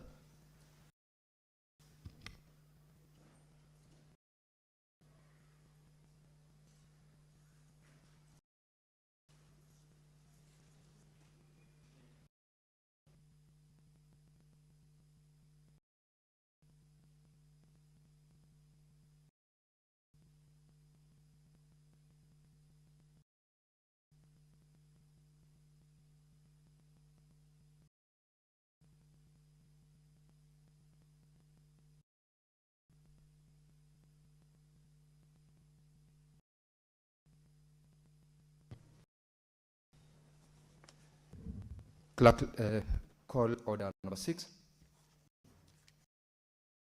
Order number 6, notices of motion. Senator Muma. Thank you, Honorable Speaker, and sincere apologies that I was not here when I was supposed to move to give notice, and I appreciate your indulgence. Mr. Speaker, sir, I beg to give notice of the following motion, that aware that Article 53(1)(b) of the Constitution guarantees every child the right to free and compulsory basic education, while Articles 27, 43, 54, and 56 of the Constitution, the Persons with Disabilities Act, the Children's Act, and the United Nations Convention on the Rights of Persons with Disabilities require the state to promote equality, dignity, and access to inclusive education for persons with disabilities and other vulnerable groups through appropriate legislative, policy, administrative, and budgetary measures. Recognizing that national laws and policies, including the Basic Education Act, the Persons with Disabilities Act, the Children's Act, and the competence-based curriculum framework provide for inclusive and equitable education through reasonable accommodation and appropriate support for learners with disabilities and special education needs, including neurodevelopmental and learning disabilities, that the Constitution assigns early childhood development education and childcare facilities to county governments, while the national government oversees education policy, curriculum, standards, and teacher management, thereby requiring effective intergovernmental coordination to promote disability-inclusive education. Concerned that despite existing legal and policy frameworks, as with the disabilities continue to face barriers in accessing quality education due to gaps in identification, assessment, specialized personnel, assistive technologies, infrastructure, and support services, as highlighted by the Auditor General's Performance Audit on Education for Learners with Special Needs 2025, which revealed deficiencies in resources and institutional capacity, leaving many learners, including those with neurodevelopmental conditions and learning disabilities, inadequately supported despite significant public investment in education. Recognizing that disability-inclusive education requires sustainable financing, accountability, reliable data, evidence-based planning, intergovernmental collaboration, and meaningful participation of persons with disabilities in education processes. Now, therefore, the Senate resolves that 1, the Ministry of Education, in collaboration with National Treasury and county governments, shall, within 6 months, develop and submit to Parliament a costed national disability inclusive education implementation and finance framework outlining learner needs, accessibility gaps, support services, implementation timelines, accountability mechanisms, and sustainable financing arrangements.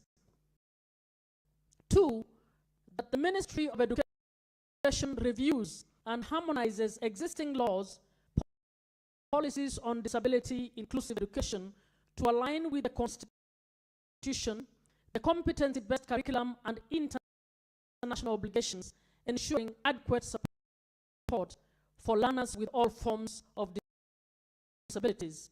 3, that the Ministry of Education establishes standardized disability data collection and report systems and maintain a comprehensive database of learners requiring disability-inclusive education support to inform planning, budgeting, monitoring, and resource allocation. And finally, 4, that the Ministry of Education implements the recommendations of the Auditor General's Performance Audit on Education for Learners with Special Needs 2025 and gives an implementation status to the Senate of the provisions of Section 20 of the Persons with Disabilities Act within days following approval of this motion. Senator Catherine Muma, nominated Senator. Honorable, thank you very much, Senator Muma. Honorable Senators, with that notice, The following orders are hereby deferred. Order number 8 to number 21 and order number 23 to 25. And we may now rise. Honorable Senators, there being no other business on the order paper, the Senate stands adjourned until tomorrow, Wednesday, 29th of July, 26 at 9:30 a.m.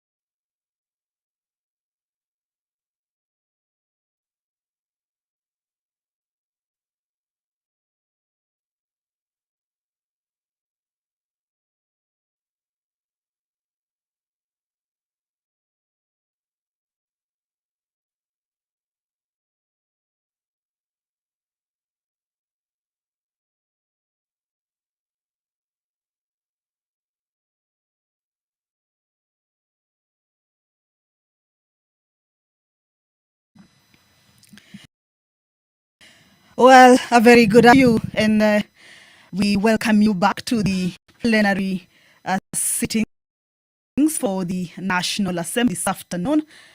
A warm welcome to you. This is the National Assembly proceedings on this 28th day of the month of July, the year 26. This is a live broadcast of the National Assembly, streaming live from the National Assembly Chambers, Parliament buildings. And it is a broadcast that is to you by the Parliamentary Broadcasting Unit in partnership with the Kenya Broadcasting Corporation. A warm welcome to you.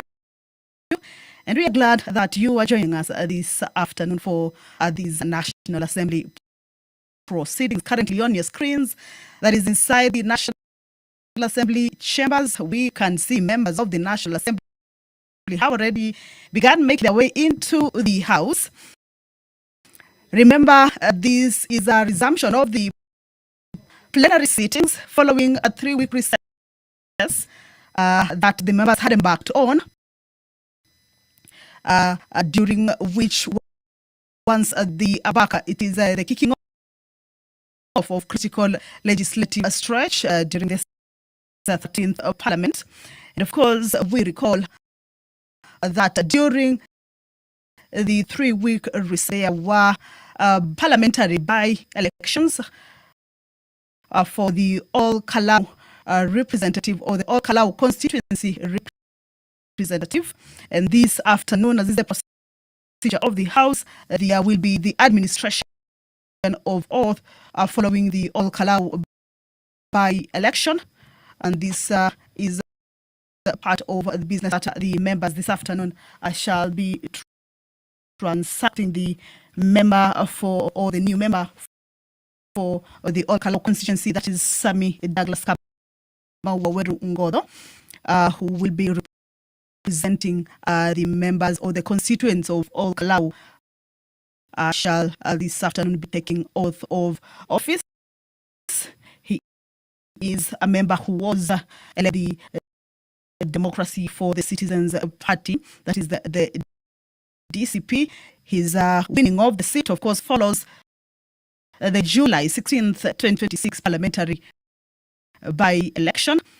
And the member, just a few information regarding his election is that he managed to garner this parliamentary by-election following the death of the member, the immediate former member, that is David Juguna Kiaraho, who passed away in March 2026. So this afternoon, the administration of oath shall be done for the newly elected member. That is the Speaker of the National Assembly, Honorable Dr. Moses Masika Wetangula, has already made his way into the House to recite over this afternoon sitting, you will allow me to hand you over to this live broadcast that is brought to you by the Parliamentary Broadcasting Unit in partnership with Kenya Broadcasting Corporation. My name is Kamshe Menza. Good afternoon. Waheshimiwa, tuombe.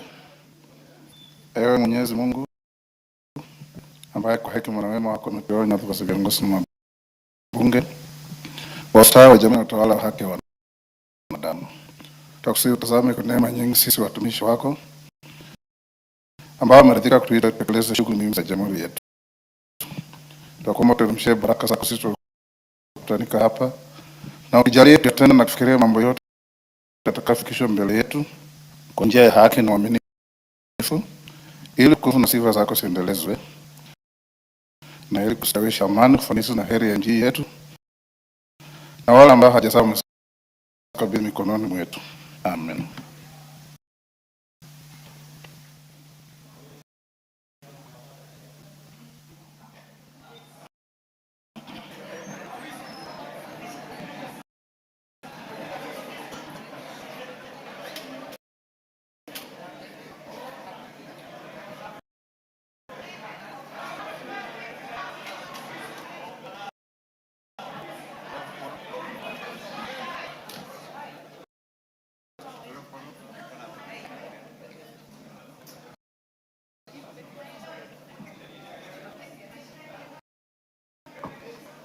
Sergeant.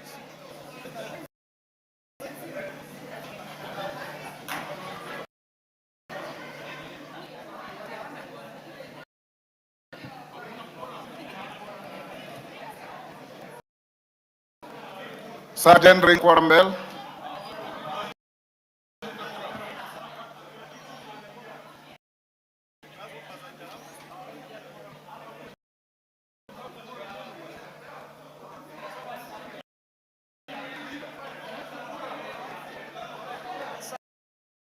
Yes, Basak.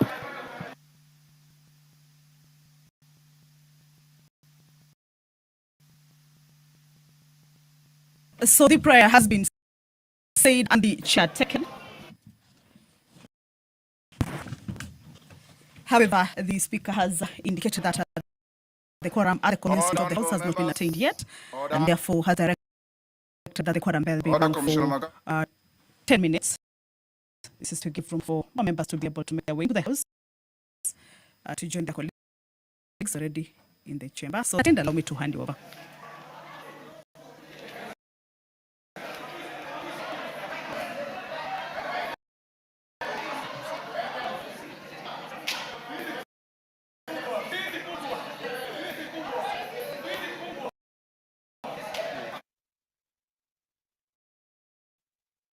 Honorable members, those senators sitting in the gallery, will you vacate the Vice President, the Deputy President seat?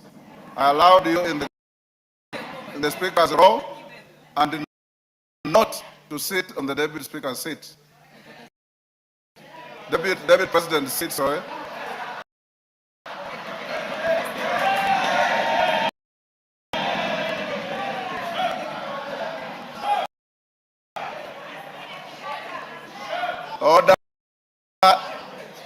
Order and Sergeant at arms, you know the rules of the House.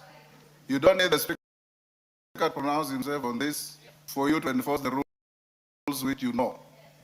Nobody, and I mean nobody, can take that seat except the Deputy President.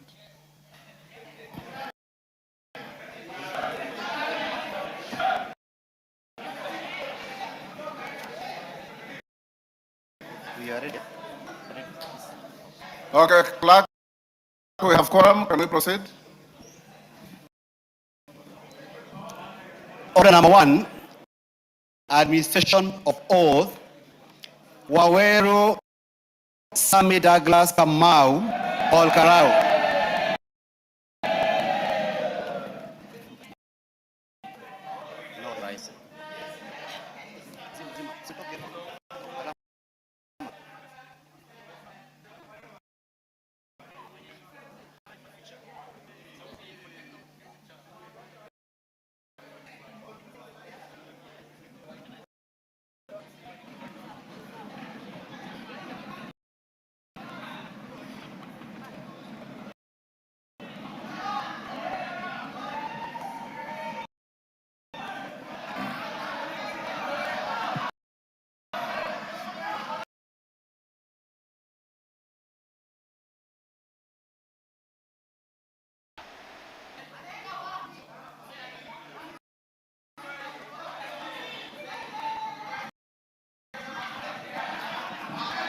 Order. Order. Order, honorable members. You know that when you are swearing in your colleague, it's done in absolute silence. You can celebrate thereafter. And the celebration will be in the garden out there, not on the floor of the House. Good afternoon. Good afternoon. Are you a Christian or a Muslim? I'm a Christian. You swear by the Honorable Bible? Speaker, I beg to introduce to you a member-elect for Okalau constituency, namely Sami Douglas Kamau Waweru. The Bible? Yes. Yeah. Hand and recite this oath. Starting with your name. I, Sami Douglas Kamau Waweru, having been elected a member of the National Assembly, do swear in the name of the Almighty God that I will bear true faith and allegiance to the people and the Republic of Kenya, that I will obey, respect, uphold, preserve, protect, and defend the Constitution of the Republic of Kenya, and that I will faithfully and conscientiously discharge the duties of a member